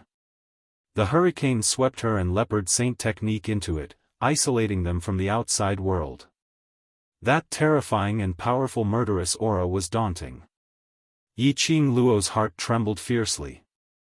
Leopard Saint technique indeed didn't show any mercy. His palm strike was biting cold and the intense profound light surged as it struck towards Yiqing Luo ruthlessly. He didn't give Yiqing Luo any leeway to retaliate. With a turn of his body, he struck another palm towards the direction where Yiqing Luo was moving towards. The excruciating pain in his body made Yiqing break out in cold sweat. Her expression was solemn. She took a deep breath and stabbed the glowing flame fan behind her.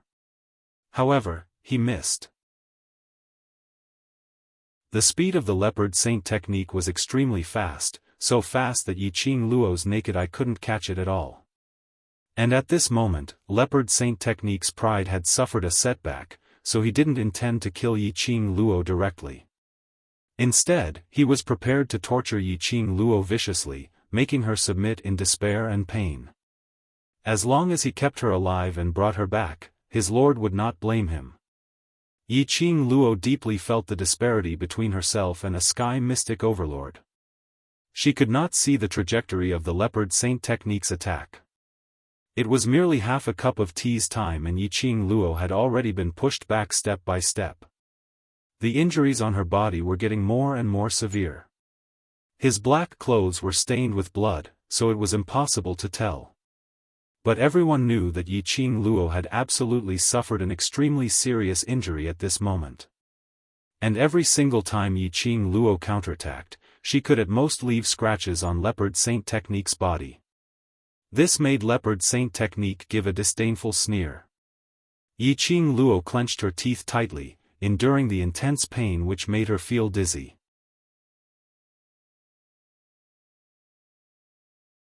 Chapter 925. She represented the world group's hope. It represented the beliefs of all the brothers. Once she fell, her brothers would worry about her, and she would definitely become a soul in the hands of these cruel and cold-blooded dark forces. Even if Dmo Xian was there, he couldn't guarantee that he could protect every single one of his brothers. Since she had already promised, she wanted to spread the world group's name. Now, he absolutely could not fall. I like a little girl like you who can endure. Leopard Saint Law's eyes were cold, and there was a trace of madness in them. It was the expression of his prey resisting, igniting his desire to trample on his prey even more cruelly. Looking at his prey, covered in blood and struggling in pain in his hands, Lin Fan felt a chill run down his spine. That was the best feeling. The World Group's mercenaries were all filled with worry as they looked towards Yiqing Luo's direction in terror. They wanted to help, but the 10 black-robed men in front of them were so hard to deal with that they couldn't split their attention at all. They had already exhausted a great deal of their stamina in the previous battle against the various forces. These 10 black-robed men were so powerful that they seemed to be able to see through their movements. There were also many people from other forces who wanted to take advantage of this opportunity to attack them. It was impossible to guard against. All the mercenaries were covered in wounds of various sizes. Their bodies were covered in blood, and it was hard to tell if it was the enemy's blood, their own blood, or the blood of their comrades. However, they were not afraid at all. They supported each other and attacked the enemy black-robed men. Sister. Kitty Li looked at Yiqing Luo, who was covered in blood, and with a cat's acute sense of smell, she could clearly smell the familiar smell of blood. No matter how anxious she was, Kitty Li knew that she couldn't help her sister right now. Instead, he would become a burden to his sister. A few of the nails on her cat-like hands had already been broken. Her delicate little face was also covered with sweat. Her quick-witted eyes looked towards Dmo Xian's direction, hoping that he would lend a helping hand. But looking at the entire battlefield, there was no sign of Dmo Xian at all. Kitty Li panicked and grabbed Tong Ziqing with her little claws. Sister Ziqing, His Majesty is missing. Tong Ziqing's expression changed as she looked in the direction of Kitty Li. Sure enough, Dmo Xian was nowhere to be seen. Tong Ziqing knitted her brows tightly. Their only reliance was Dmo Xian. Now that Dmo Xian wasn't around, could they really hold on? For a moment, Tong Ziqing felt a sharp pain on her back. She was slashed by someone from one of the forces, and the pain made her cold and elegant face pale. Kitty Li tore that profound practitioner to shreds with a single claw and turned her head to support Tong Ziqing. Big sister Ziqing, I'm fine. Tong Ziqing clenched her teeth and waved her hand. She endured the pain, forced herself to endure it, narrowed her cold eyes, and coldly swept the surrounding profound practitioners. Do you think you can leave here alive after killing us? Tong Ziqing's cold voice seemed to be covered in frost. She used her profound qi and spread it out. These people are all from the dark forces. That's right, it's the group of beasts that were expelled from the Nirvana realm. These people will definitely not let anyone who knows their identity get away. Tong Ziqing said word by word. There was not a trace of emotion in his words. Of course, you can choose not to believe me. In the end, we will all die together. Her words had just landed when a terrified voice was heard. Is what you said true? They are from the dark forces? The various forces cultivators looked towards the direction of the voice, and the distrustful expression on their faces changed immediately.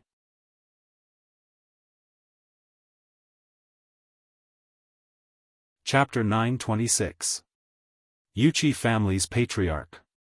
Their current chief commander. These powerhouses cultivators originally didn't really believe it. These killers from the Assassin Hall were obviously targeting the World Mercenary Group. No, to put it more accurately, they were targeting Yiqing Luo. Yiqing Luo's companions' words were definitely to make use of their strength to go against these killers. Dark forces? They had not heard of the dark forces for a long time. Hadn't they been expelled from Nirvana realm 1,000 years ago? How could they possibly appear again? Yuqi family's patriarch stepped forward from the crowd as his gaze swept past those black-robed men with a terrified expression. Dark forces. These people, really are from the dark forces. Tong Ziqing gave him a cold stare, not having any good impression of Yuqi family's patriarch. It's up to you whether you believe it or not. Anyway, I've already said what I should say and I've done my best.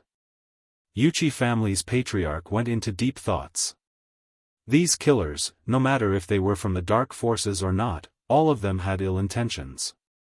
Ever since these people appeared, no matter which powerhouse the other party belonged to, as long as they obstructed them, they would directly tear them into pieces. Moreover, their methods were extremely cruel. Moreover, the various powerhouses were indeed unable to leave. The minute they had any thoughts of leaving, these black-robed men would directly kill those people who wanted to leave. Most importantly, these black-robed men's target was the same as the various powerhouses, for the god relic. From the current situation, these black-robed men's abilities were obviously above Yi Qing Luo's. Rather than snatching the god relic from these black-robed men whose abilities were unfathomable, they might as well snatch it from the extremely weak Yi Qing Luo who was covered in blood. Thinking in this way, Yuqi family's patriarch followed Tong Zi Qing's words. This patriarch chooses to believe what this young lady said. To tell the truth, my son Yuqi Peng had died under the dark force's sinister forbidden arts. Saying this, Yuqi family's patriarch's expression turned sorrowful and grave as he raised one hand and covered his eyes, as though he was grieving for his own son. Looking at these people's skills, as well as their vicious attacks, they are absolutely from the dark forces. They want to disguise themselves as assassins from the Assassin Hall, attempting to frame the Assassin Hall. Patriarch Yuqi's voice suddenly became extremely heavy and solemn. The dark forces secretly sneaked into the Nirvana realm from the plane of Nirvana realm. If we find out about their identities, they will definitely kill them to silence them. The patriarch of the Yuqi family was one of the 4 great aristocratic families. His words were naturally more important than those young mercenaries from the world group. Immediately, the various forces became anxious and uneasy. They all looked at the Yuqi family head, waiting for his suggestion. I, Yuqi Hongwei, head of the House of Yuqi, hereby declare my intention to cooperate with my fellow comrades. Let us put aside all our daily unhappiness and fight together for the sake of survival. Immediately, many people from other forces raised their arms in agreement. When the other forces saw this, they naturally couldn't be left alone. Patriarch Yuqi's complexion improved slightly. He was just about to ask Tong Ziqing more about the situation. However, the girl's face was cold as she turned around without looking back. She waved the weapon in her hand and continued to fight with the black-robed men. Patriarch Yuqi's expression turned stiff as he awkwardly shifted his gaze away and gathered everyone to join in the battle. After these 400 over-cultivators joined in the battle, these dark forces black-robed men apparently couldn't keep up with them.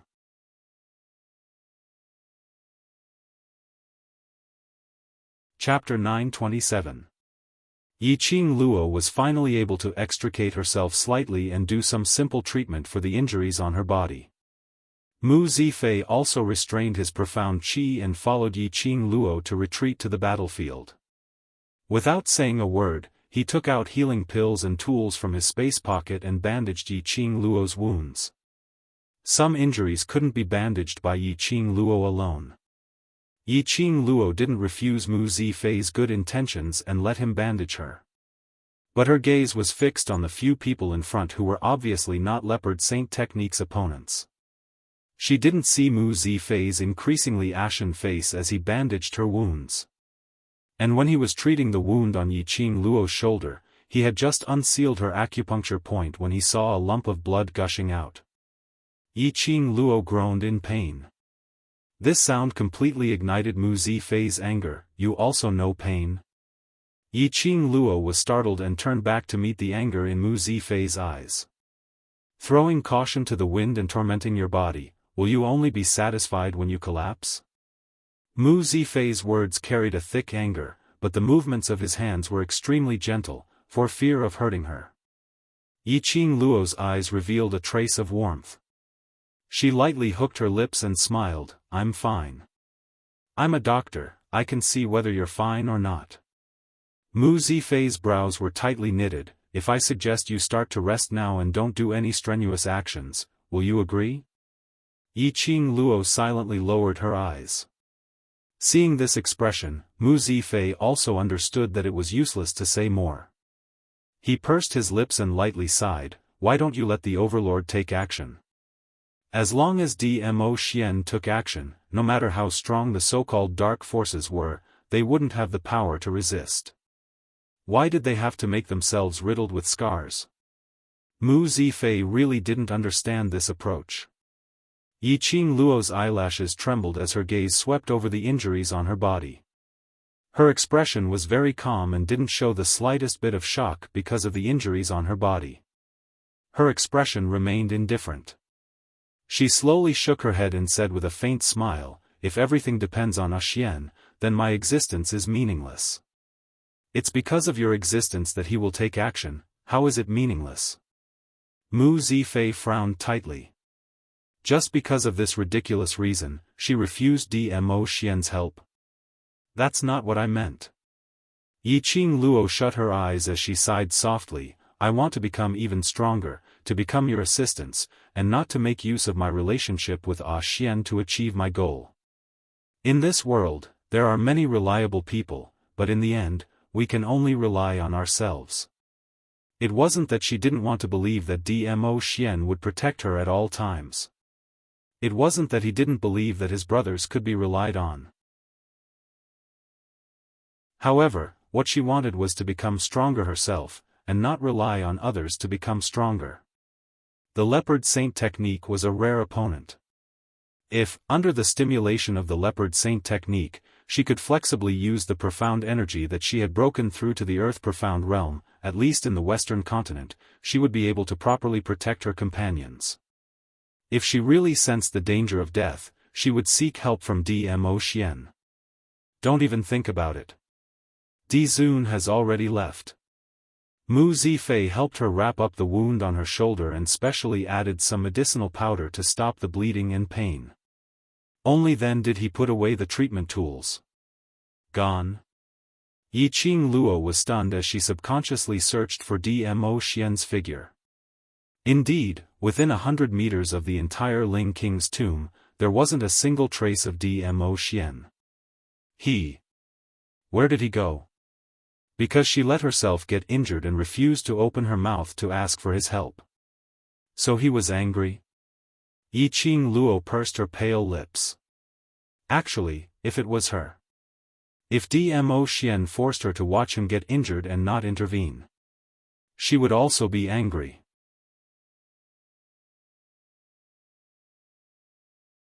Chapter 928.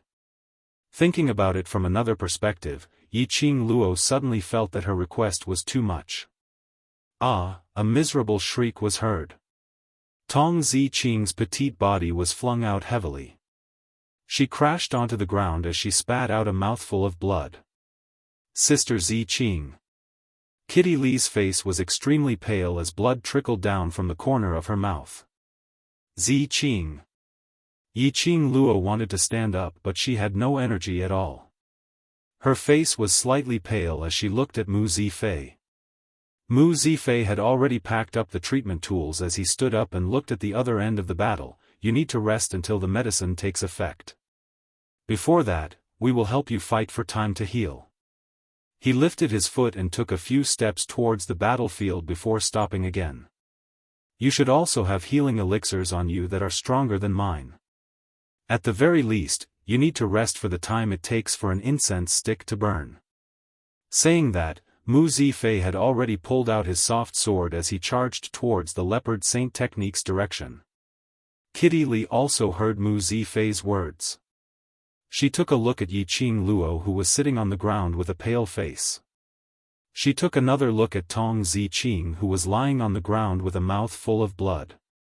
Kitty Li bit her lower lip as her lively eyes stared deeply at Yiqing Luo. "Sister, Kitty will help you fight for time to rest." Saying that, she turned her head and with a leap of her legs, she charged towards the Leopard Saint technique once again. Yiqing Luo's brows twitched as she realized that Kitty Li might be doing something incredible as she immediately got up to stop her. "Kitty, come back." But her legs were weak as she sat on the ground powerlessly. "Kitty." Kitty Li's figure was like a nimble cat as she kept on scuttling. That long and slender black tail had already shot out of her robe. She stood in front of the Leopard Saint technique, her eyes as pure as a cat's, full of determination. She wanted to protect her sister. Protect her sister. Even if she had to exhaust her own beast power, she must fight for time for her sister. The little girl's body suddenly shot out an extremely intense black light. A black cat's shadow appeared behind the girl. That black cat extended its sharp claws as it bared its fangs and placed it by its mouth as it stroked lightly. Indistinctly, an extremely sharp cat's cry could be heard. Meow, it was a cry that seemed to be able to penetrate one's heart, causing one's soul to tremble. The shadow of the black cat slowly spread behind Kitty Lee, and finally turned into a shadow with the size of a tiger. Erect ears. His long tail kept swaying. From time to time, he would lick Cat's Claw's tongue. That shadow was vivid and lifelike. The expression on Kitty Lee's face had also abruptly faded away from her usual innocence and innocence. What replaced it was a wild and murderous expression. It was as if he had become another person. No, it should be a different soul. Kitty Lee's body and soul were no longer Kitty Lee.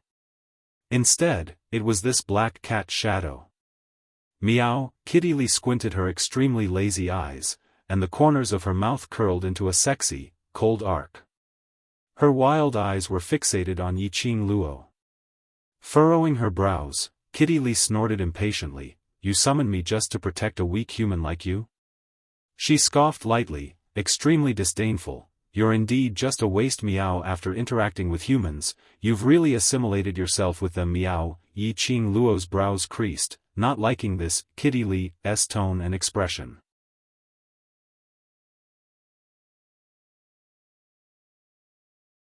Chapter 929. Beastman Races. Forbidden Technique? Which meant that this special ability was prohibited by the Beastman race. Then, Kitty Lee had used this special ability, wouldn't it be, as if he could read Yiqing Luo's thoughts? Old Man Tsang explained, this special ability is also known as. After using this ability, the Beastman race's hidden beast consciousness will be awakened, reaching the state of unity of mind and body. This way, they will be able to display all the power of the Beastman race. And once this ability is used up, the beast's power will be exhausted and the Beastman race's body will fall into a deep sleep, approximately 3 days in the Nirvana realm. Which meant the cat beast in Kitty Lee's body had awakened. The current Kitty Lee was a cat beast in the Beastman race. You don't have to worry that this cat beast will do anything to harm Kitty Lee's body or any of you. Old Man Tsang continued to explain, even if she completely inherited the cat beast's power, she is still Kitty Lee and has Kitty Lee's memories. Like what Kitty Lee said, she was summoned by Kitty Lee to protect Yiqing Luo. She would complete her mission and fall into a deep sleep in Kitty Lee's body. Yiqing Luo shook her head slowly. "I'm not worried that she will hurt me, but..."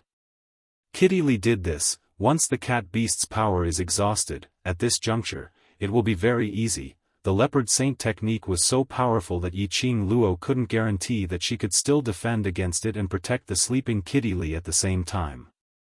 So lass, become stronger and protect them. Old Man Tsang sighed. The current you has enough ability to pass the second level of the Purgatory Tower. Perhaps, the third level also has a chance. After everything is over and you are sure that your body is fine, you can start to challenge the Purgatory Tower. Yiqing Luo responded softly, her pair of charming eyes were gradually dyed with the radiance of unswerving determination. Yes. She wanted to become stronger. Only by being strong, surpassing everything, could she protect the people she wanted to protect. There was no need to fear the leopard saint technique. There was no need to fear the so-called Lord. Kitty Lee's extremely lazy eyes swept across Yiqing Luo, who was covered in wounds. Forget it, no matter how bad this human was, she was still the one chosen by the cat beast. As the spirit of the cat beast, she would do her best to protect the people she wanted to protect. When she turned her head to look at the leopard saint technique, her expression suddenly turned sharp. All the hair on his body stood on end as if he was staring at something dangerous. That was the acute sense of a cat. Immediately after, Kitty Lee took lazy and elegant steps, approaching the leopard saint technique. After inheriting the cat beast's power, Kitty Lee's strength had more than doubled. The sharp cat claws grew new nails again. It was as sharp as a machete and could cut through iron like mud. However, a sky-profound supremacy. Moreover, a power that was at least at the pinnacle was not something that an ordinary cat beast could contend against. Yiqing Luo watched with her own eyes as Kitty Lee fell down again and again under the confrontation with the leopard saint technique, but stood up without knowing the pain. The increasingly shrill meows of the cats shook the hearts of the humans, causing them to feel a stabbing pain. After about the time it takes for half an incense stick to burn, Kitty Lee exhausted the last bit of the cat beast's strength and fell from the sky covered in wounds. Kitty! Yiqing Luo knitted her brows tightly, a burst of energy suddenly rushed out from her feet and the azure dew ring on her fingertips began to heat up. Yiqing Luo's figure swiftly extended as she steadily caught Kitty Lee. The little figure nestled in her arms. Quick-witted and slightly hazy beautiful eyes gazed deeply at Yiqing Luo's face. After a long time, Kitty Lee's lips curled into a smile as she stretched out her hand to touch Yiqing Luo's face. "Sister, it's good that you're all right." Her voice was gentle and slow. If one didn't listen carefully, they wouldn't be able to hear it. Following that hand which was covering her face, slowly drooped down.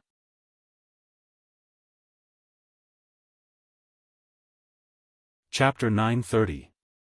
Yiqing Luo's eyes were filled with a biting cold intent. Her extremely pale pink lips pursed tightly, the expression on her face was calm and indifferent. After a long while, she restrained the emotions in her eyes and placed Kitty Lee at the place where she was resting. There was an enchantment set up by Mu Zifei here. It was enough to protect Kitty Lee from being hurt by other cultivators. Leopard Saint Technique's eyes were filled with a perverted sinister smile. His hands were full of fresh blood, that was the blood of those who came forward to die without a care for their lives. Raising his hand, he placed his finger on his lips under the black veil, as if he was licking the fresh blood on his hand. That look was like a bloodthirsty devil. Seeing Yiqing Luo slowly walking towards him, Leopard Saint Technique's sinister eyes flashed a trace of ridicule. "Have you recovered? I love to see the scene of prey struggling at death's door." Yiqing Luo's expression was cold as she looked at Leopard Saint Technique indifferently, turning a deaf ear to his ridicule. Earth profound energy was released from her body like a raging storm. Her whole body was surging with profound energy as she bared her fangs and brandished her claws. Hurricanes interweaved, covering the sky like a black curtain, covering thousands of brilliance in an instant. The Azure Dew Ring's divine weapon power was also released at this moment. No matter what impact it would have on herself if she released all her power. At this moment, she had to rely on releasing all her power. Even if that kind of hatred, anger and irritation eroded her body and mind, making her feel angry and bloodthirsty. That target would only be Leopard Saint Technique. The biting cold in her eyes was like a sharp blade, scraping Leopard Saint Technique's skin. She didn't waste any words with Leopard Saint Technique. The glower flame fan in her hand had already swept up a violent hurricane, attacking Leopard Saint Technique. The attack was completely different from before. Yiqing Luo didn't hesitate in her attack. The calm and determined light in her eyes made her mind extremely clear. The combination of the silver silk and profound energy was fierce, with an austere and deathly aura. One move after another, Leopard Saint Technique was forced to retreat step by step. And under a more sinister move, Leopard Saint Technique's chest was hit by Yiqing Luo's silver silk. That long silver silk was as fine as hair. It went straight through Leopard Saint Technique's chest. Fresh blood dripped down along the silver thread. Leopard Saint Fa's eyes immediately turned scarlet. He had been repeatedly insulted by a little earth profound practitioner. Wouldn't he be a joke among the dark forces? This damned little girl. He was actually able to recover so quickly in such a short period of time and come up with a strategy to deal with him based on the previous attack. Only 15 years old.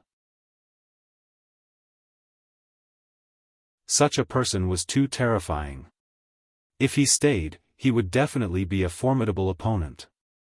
Little girl, you're courting death. Leopard Saint Technique's anger rose once again, his palms immediately set off a terrifying palm wind, striking towards Yiqing Luo. A strong pressure pressed towards Yiqing Luo's face. Yiqing Luo knitted her brows and reacted swiftly, displaying her footwork to evade immediately. The remnant power of the powerful and enraged palm energy still brushed past her back. Yiqing Luo cried out in pain as she endured the intense pain coming from her back. She opened her glower flame fan and set off a wind blade. Then, he used the silver threads to create a protective shield in front of him. The Leopard Saint Technique snorted and soared into the sky. His figure instantly disappeared into the air. Yiqing Luo's eyes gradually sunk as she felt the dangerous airflow in the air. Behind her, a void split open. A sharp claw was about to clasp Yiqing Luo's shoulder.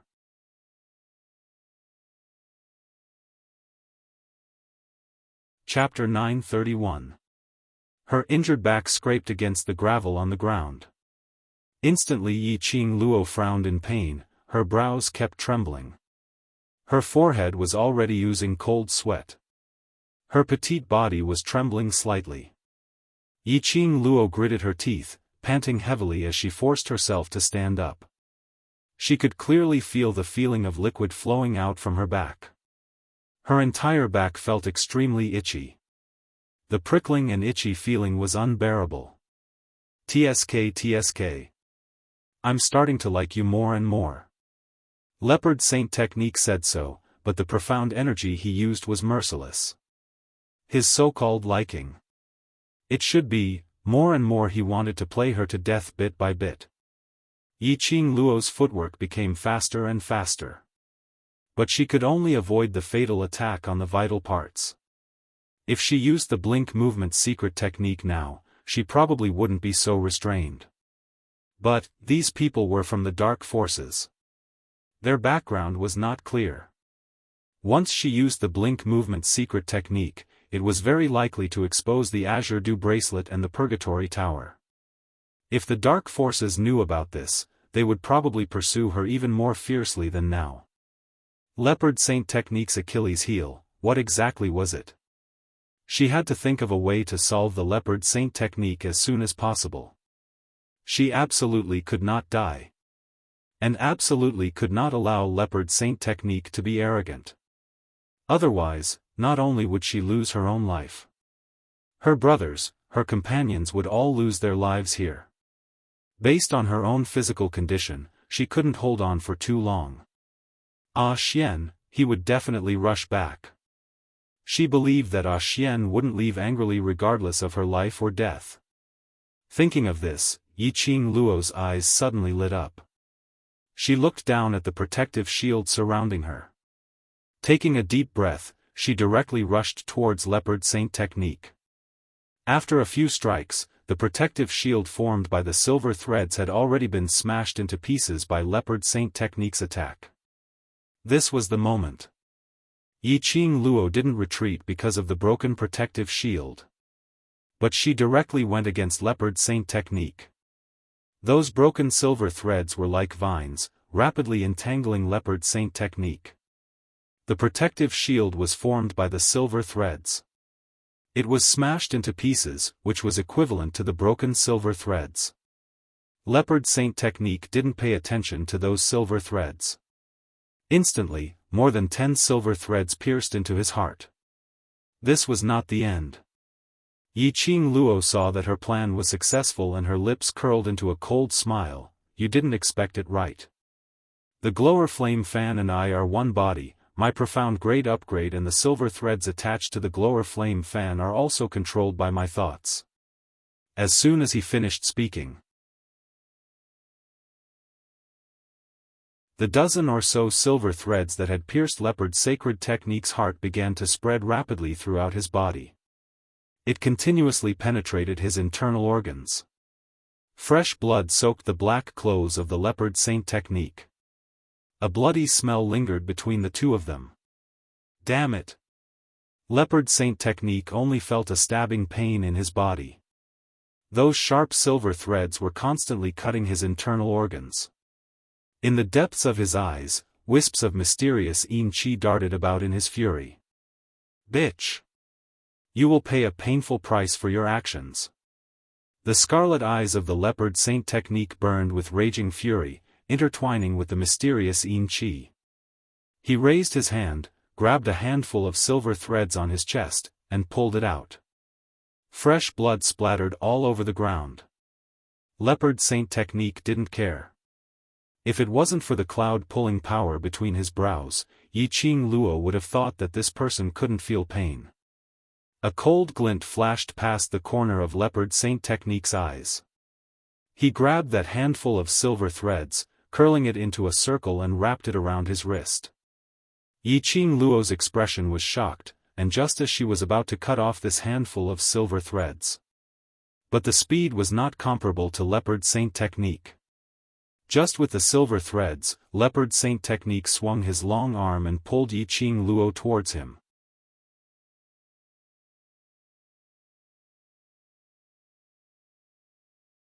Chapter 932. Little girl, don't worry. I won't take your life for now. A cold voice sounded beside her ear. A chill ran down Yiqing Luo's spine. She saw his hand tightly clasping the tendons of her wrist. The Leopard Saint Technique would not take her life. But he wanted to completely destroy everything she had.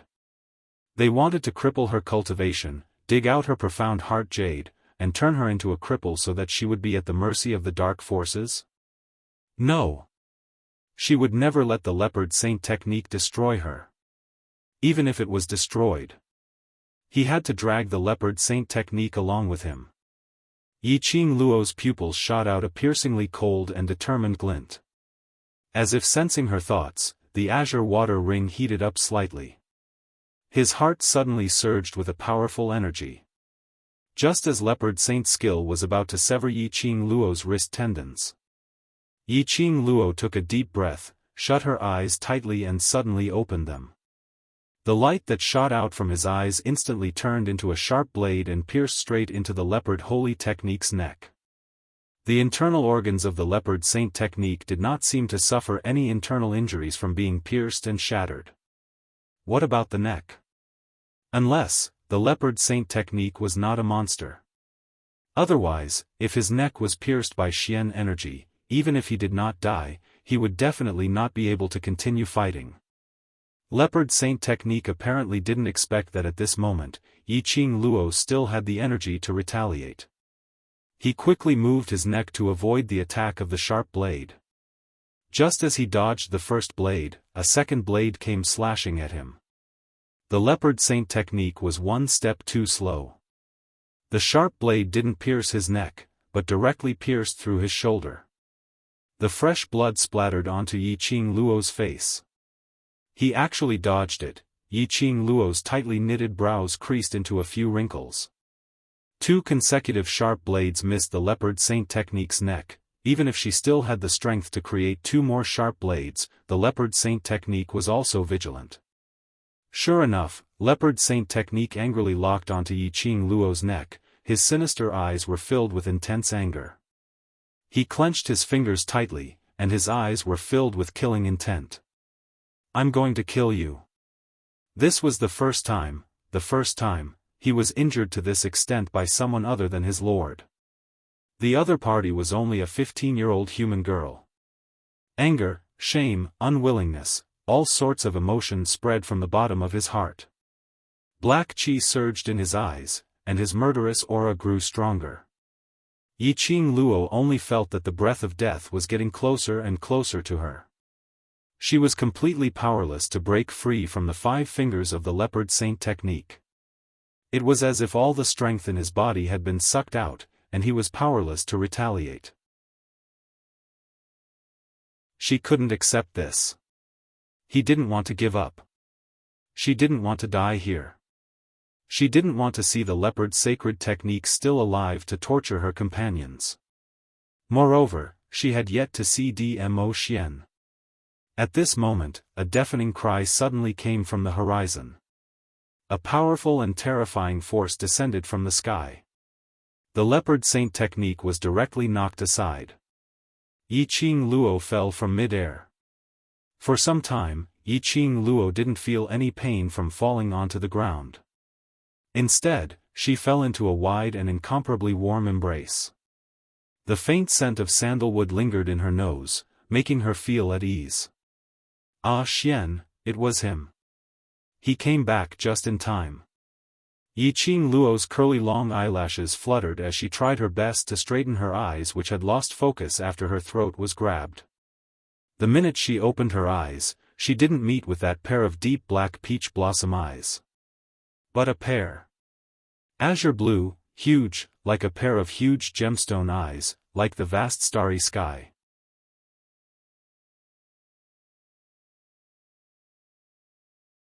Chapter 933. It was a little pungent, but Yiqing Luo had no time to care about that smell. She stared in shock at this huge dragon head. Following that, her heart pounded violently. Dragon. A blue-colored huge dragon. The arm around her waist tightened slightly. As though he was unhappy with her neglect towards him. Yiqing Luo turned her head around in a daze as her gaze congealed on the man's peerless face. That rosy lips were slightly pursed as his brows revealed some displeasure. You don't want me to interfere in your battle, I respect you. I spent so much effort to find this human dragon to assist you, but you just stare at a dragon in a daze. A low and hoarse voice rang in her ears. The warm male breath sprayed onto Yiqing Luo's earlobe. It caused the young lady's tender neck to pop out with beads of sweat. He squinted his peach blossom eyes in satisfaction as his voice became softer. Why, I'm not as good looking as a dragon. This tone. Why did it sound like he was jealous? Yiqing Luo moved unnaturally in his arms as a blush surfaced on her cheeks. I'm just astonished. Ah Zhan isn't he? Wasn't Long Yun Zhan being controlled by the profound Yin Qi? Why would he transform into a dragon to help her? Your blood awakened his rationality. Dmo Xian gave a light harumph as his tone was filled with displeasure. After he regained consciousness, he still retained the memories of being controlled and was unable to face what he had done, so he went into hiding. Yiqing Luo was stunned. Recalling the sword that Long Yun Zhan stabbed Yan Xiaoyi. Recalling Long Yun Zhan's continuous attacks on her, taking her life. All these, Long Yun Zhan still remembered.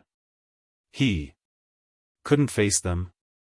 I found him at the back mountain of King Ling's tomb and told him about the current situation. Dmo Xian shot a glance at that huge dragon head. That pair of bronze bell-like sapphire blue eyes flashed past a tinge of apology and guilt. Yiqing Luo heaved a sigh of relief. As long as Long Yun Zhan was willing to stand out, that meant that he had already broken free from the profound Yin Qi's control and was fine. As for those matters, Yiqing Luo raised her hand and placed it on that dragon head. Her slender fingertips touched his mouth. Ah Zhan, none of us will blame you for those things. If you really feel guilty and uneasy, then protect us when we leave the tomb of the Ling King and return to the academy. That pair of azure eyes shone brightly. Immediately after, the huge blue dragon circled in the air, and waves of dragon roars tore through the sky. He lowered his head and his beard straightened as it landed right in front of Yiqing Luo. This was inviting Yiqing Luo to sit on him. The corners of Yiqing Luo's lips curled up slightly, her blood-stained alluring face looked so flirtatious. Dmo Xian released her slender waist and did not stop her. Yiqing Luo's eyes were filled with gentleness as she regained her senses and gazed at the man behind her as she stretched out her arm to encircle his neck. He tiptoed and planted a light kiss on those rosy lips. She said softly, Xian, I'm sorry for making you worry. Definitely, there won't be a next time. Let me be willful one more time. Wait for me. With that, she flipped over and leaped onto Long Yunzhan's back. The giant dragon spiraled up to the sky once more, streaking across the sky like a bolt of lightning. Numerous people below fell into a state of shock. Even those 10 black-robed men from the dark forces stared at the sky in shock. Dragon. The blue giant dragon scales shone like flowing lights. That dragon roar shook everyone's heart. It was actually a dragon. The supreme dragon? The dragon that could only be seen in books? It actually appeared right in front of them.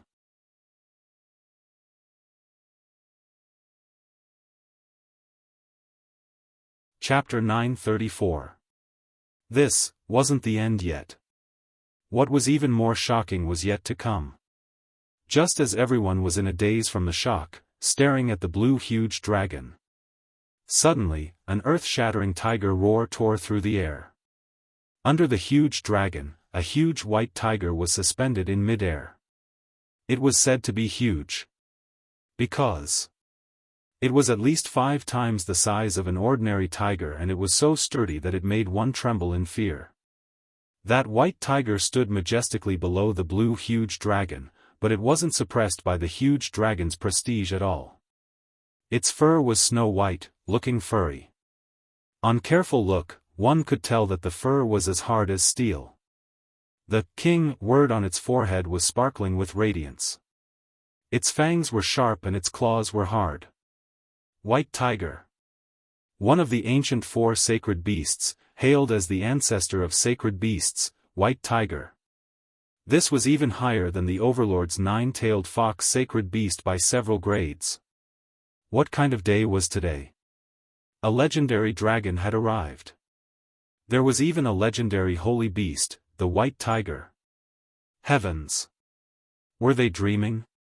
Cultivators from various powerhouses had their eyes opened wide, filled with shock and astonishment. They pinched themselves, slapped themselves. But eventually, this huge dragon, this sacred beast white tiger, was still majestically floating in mid-air. Wait. Wait. Patriarch Yuchi's expression was grave, but he couldn't conceal the greed and envy in his eyes. He raised his head up high, staring at the 2 legendary god-grade sacred beasts as he asked in a trembling voice, This dragon can be confirmed to be the World Group's Vice Group Leader's dragon, then. Where's the sacred beast white tiger? Everyone regained their senses from the shock. They immediately reacted. Right. They were now standing on Yiqing Luo's side, battling against the 10 over people from the dark forces. This supreme dragon was Yiqing Luo's dragon. Then she would be able to deal with these unkillable perverts from the dark forces. But where's that sacred beast white tiger? Was it the dark forces white tiger, or their side's war pet? Very quickly, they got their answer. When the girl on the back of the blue dragon saw the white tiger, her eyes were filled with joy. She opened her arms towards the white tiger and said in a joyful voice, Chi-Chi. When the white tiger heard the call, it turned its huge body, raised its head, and rubbed against the girl's bosom. However, it was simply too big. The girl could only hold on to a small patch of fur on the white tiger's head. The tiger's roar gradually became deeper, as if it was filled with joy. Yes. This holy white tiger was Chi-Chi, who had been in a deep slumber for an entire month. It was 3 times bigger than when he first saw Mu-Chi-Chi. Clearly, it had leveled up in its sleep. Or perhaps it was because the current Yiqing Luo had found her profound jade heart and obtained the power of the divine relic. As a battle pet with a blood contract, the battle pet would share its power with its master. The pet's strength would change according to its master's strength. Master, Chi-Chi misses you so much, that childlike voice entered Yiqing Luo's ears. This made Yiqing Luo suddenly stunned. She immediately regained her senses as she stared at Chi-Chi. Chi-Chi, it's you? Yes, master. Chi can now use the human language to converse with you. Chi smiled excitedly. That tender and crisp voice was especially lovable. After Yiqing Luo's shock, she was instantly overjoyed. Not only had her Chi's strength increased, she could even speak in human language.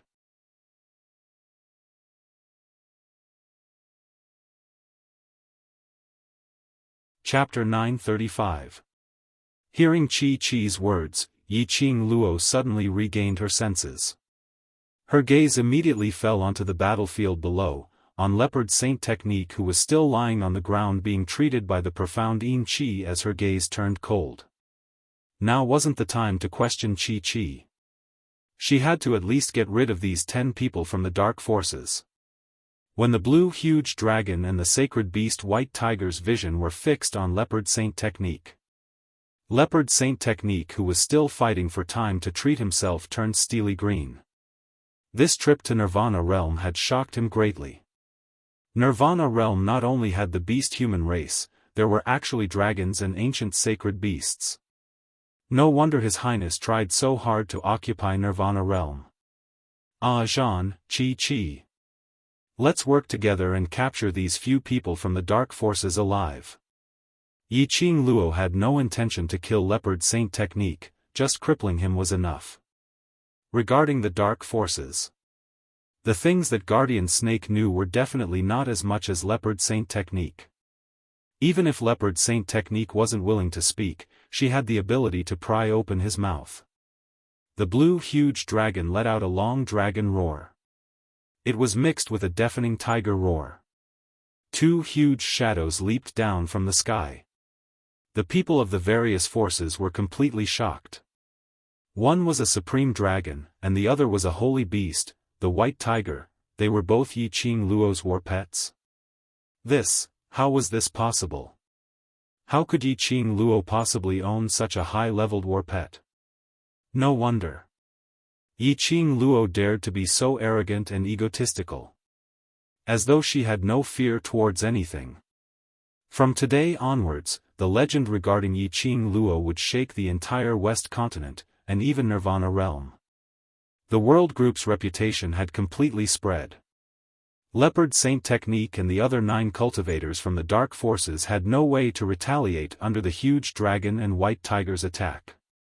The battle situation had completely reversed at this moment. It was merely half the time it took for an incense stick to burn. Leopard Saint Technique's 2 legs had already been broken by Chi's thick tiger claws. What Leopard Saint Technique wanted to do to her, Yiqing Luo had returned it all to him. Picking out his tendons and digging out his profound jade heart. Casually throwing it to a mercenary group. As for the other 9 people from the dark forces, 6 of them died and the remaining 3 suffered the same treatment. These people were brought away by the world group's mercenaries.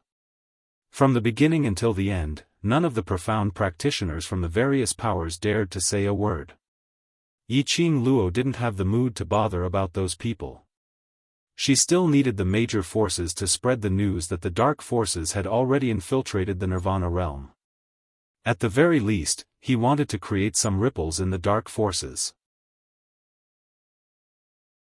After settling everything, Yiqing Luo was worried about Yan Shaoyi's injury, and knew that Long Yunzhan felt guilty towards Yan Shaoyi.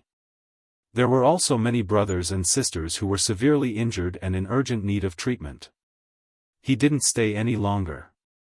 He only said to the Yuchi family head, "The Yuchi family head will definitely be under the attention of the dark forces. If you don't want to die, pay attention to any suspicious people." After saying that, he led the dragon, tiger, and a group of brothers out of the Ling King's tomb. No one dared to stop them. Indeed, no one was more qualified than her to possess a divine artifact. After returning to the old house, Holy Thief, who had returned with Xiao Jin and the others, had already found more than 10 highly respected doctors to wait at home. Handing the brothers over to those doctors, Yiqing Luo rejected the doctor's consultation and directly walked towards her own room. She was covered in blood and injuries and she didn't want her brothers to see it, not willing to make them worry. Moreover, with old man Tsang around, the injuries on her would recover very quickly. Just entering the room, Yiqing Luo saw a hot bathtub in the middle of the room. The fresh lavender fragrance floated over, making her tensed-up body and mind uncontrollably relax.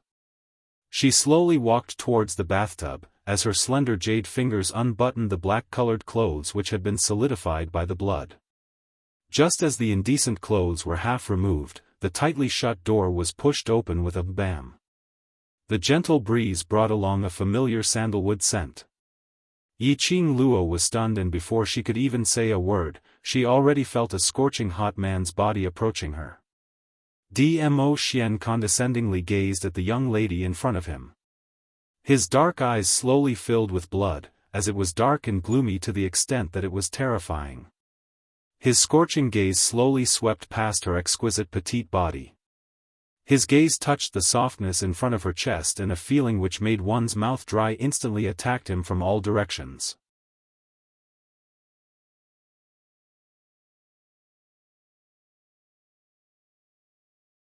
Chapter 936.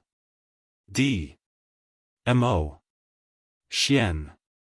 Yiqing Luo's face blushed as she bit her lips in anger. Why did he come? She speedily wrapped her underwear up and restrained her body from trembling, trying her best to ignore the heat from his gaze. But unexpectedly, she just wrapped her underwear tightly, was grasped by the man's slender fingers. Before Yiqing Luo could react, her clothes were forcefully pulled down by Dmo Xian. What are you doing? Yiqing Luo's ears were so red that water was dripping out. This man. Surely he didn't intentionally barge in at this moment? Her petite body trembled as both her hands pushed Dmo Xian's shoulders, trying to break free from the man's restraint. Dmo Xian's eyes sunk as his 5 fingers exerted a strong force, locking her arms. Suddenly, with a horizontal move, he hugged Yiqing Luo's waist in his arms. Yiqing Luo's arms subconsciously hugged Dmo Xian's neck. Yiqing Luo felt her heart beating very fast, her throat was very dry and so were her lips. She pursed her lips and felt even more dry from the man's scorching breath. She instinctively licked her lips as her eyelids drooped down. Her long curly lashes fluttered unnaturally. Dmo Xian's brows creased tightly as his gloomy eyes gazed deeply at her. He was extremely displeased with her unconscious seductive actions. Didn't she know how tempting she was right now? Feeling the man's gaze, it became more and more scorching. Yiqing Luo felt more and more unnatural as she moved her body slightly. Don't move. A low hoarse voice rang beside her ear. He lowered his head slightly as his burning hot man's body got closer to her exposed skin. When he bent down, she could clearly hear his shallow breathing. His head was even closer to her. Yiqing Luo's petite body stiffened as astonishment flashed past her eyes.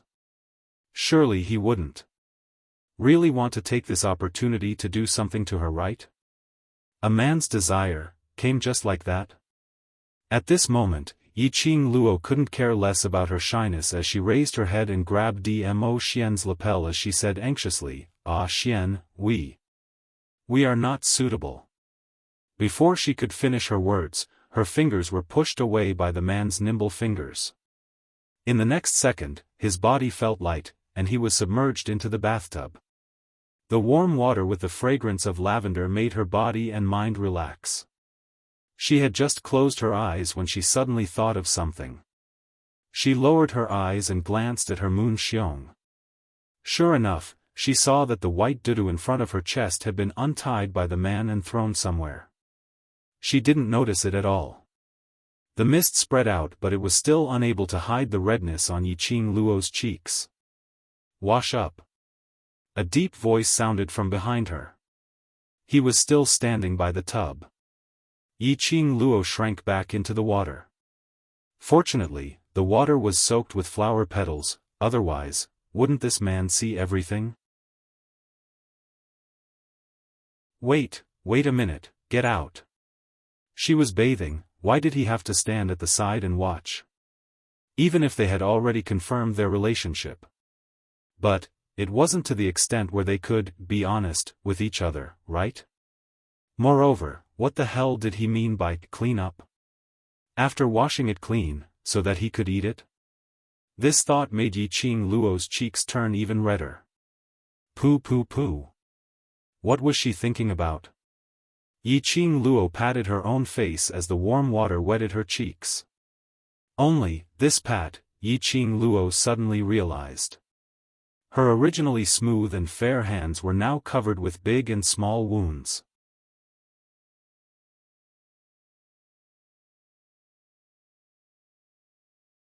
Chapter 937. Yiqing Luo's pupils dilated at this moment. These injuries were left behind during the battle with the Leopard Saint technique in the Ling King's tomb. After Mu Zifei's treatment and pain relief, she didn't feel any pain at all. She had also neglected these small injuries on her body. Not only her arms, her back, her legs, her entire body. It was filled with bright red wounds that were dripping with blood. Even for herself, when she saw this scene, she couldn't help but shiver. Not to mention, Dmo Xian, who was standing by the side, looking at her body and mind. The wash clean, he mentioned, was he asking her to wash the mess on her body? She had thought that Dmo Xian was because. Yiqing Luo curled up her body in the water as the shyness on her face disappeared. Her pink lips trembled as her voice turned slightly hoarse. Xian, go out first. This kind of body, even she herself felt nervous looking at it. Facing such a body full of scars, how could Dmo Xian possibly have any reaction? A woman would dress for the one who loved her. No matter who it was, no one was willing to let their beloved see such an unbearable side of themselves. Dmo Xian's gaze was deep as he stared at the inexplicably gloomy young lady in the water, as his brows creased tightly. Earlier she still had a bashful look, as though she flew into a rage out of embarrassment, like an enraged little wild cat. Why did she suddenly feel so dejected? Get out! Get out! Yiqing Luo pursed her pink lips tightly. After she finished shouting this sentence, her mouth was buried in the water. As though she wanted to submerge herself into the water, unwilling to let him see. Glancing at the splashing warm water, there were still traces of blood stains. Dmo Xian understood. That pair of peach blossom eyes were filled with a smile. He bent down and his wide purple robe was rolled up to his wrists, as both hands reached into the water. Yiqing Luo stiffened as she shrunk to one side. The splashing warm water made his robe wet. His large palm, however, forcefully held onto both her arms. Using a little strength, he lifted her chin, which was half submerged in the water. Wash, or I'll wash for you. His low and hoarse voice was filled with frivolity and ridicule.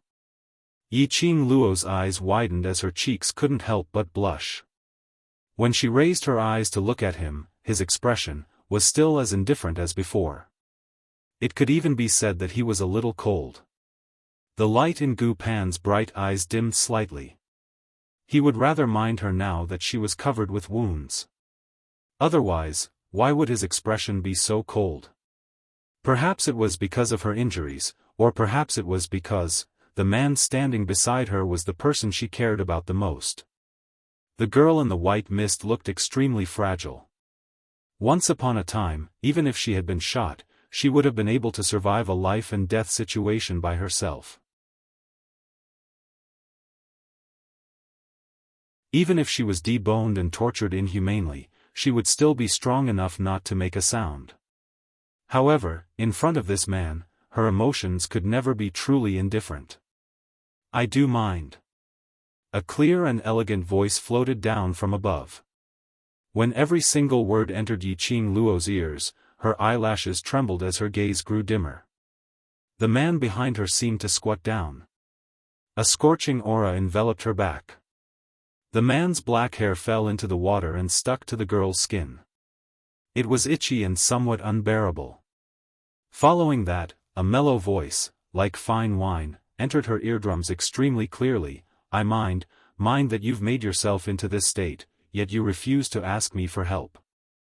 Yiqing Luo's petite body trembled slightly, and finally softened into Dmo Xian's arms which were soaked in warm water. Looking at my beloved woman, covered with scars. Have you ever thought about how much pain my heart is in? Dmo Xian's accusation made Yiqing Luo's heart tremble fiercely. You're tuning in to the Xiaofan's Wuxia Tales YouTube channel. Don't forget to subscribe and join us on this journey to catch the most captivating stories.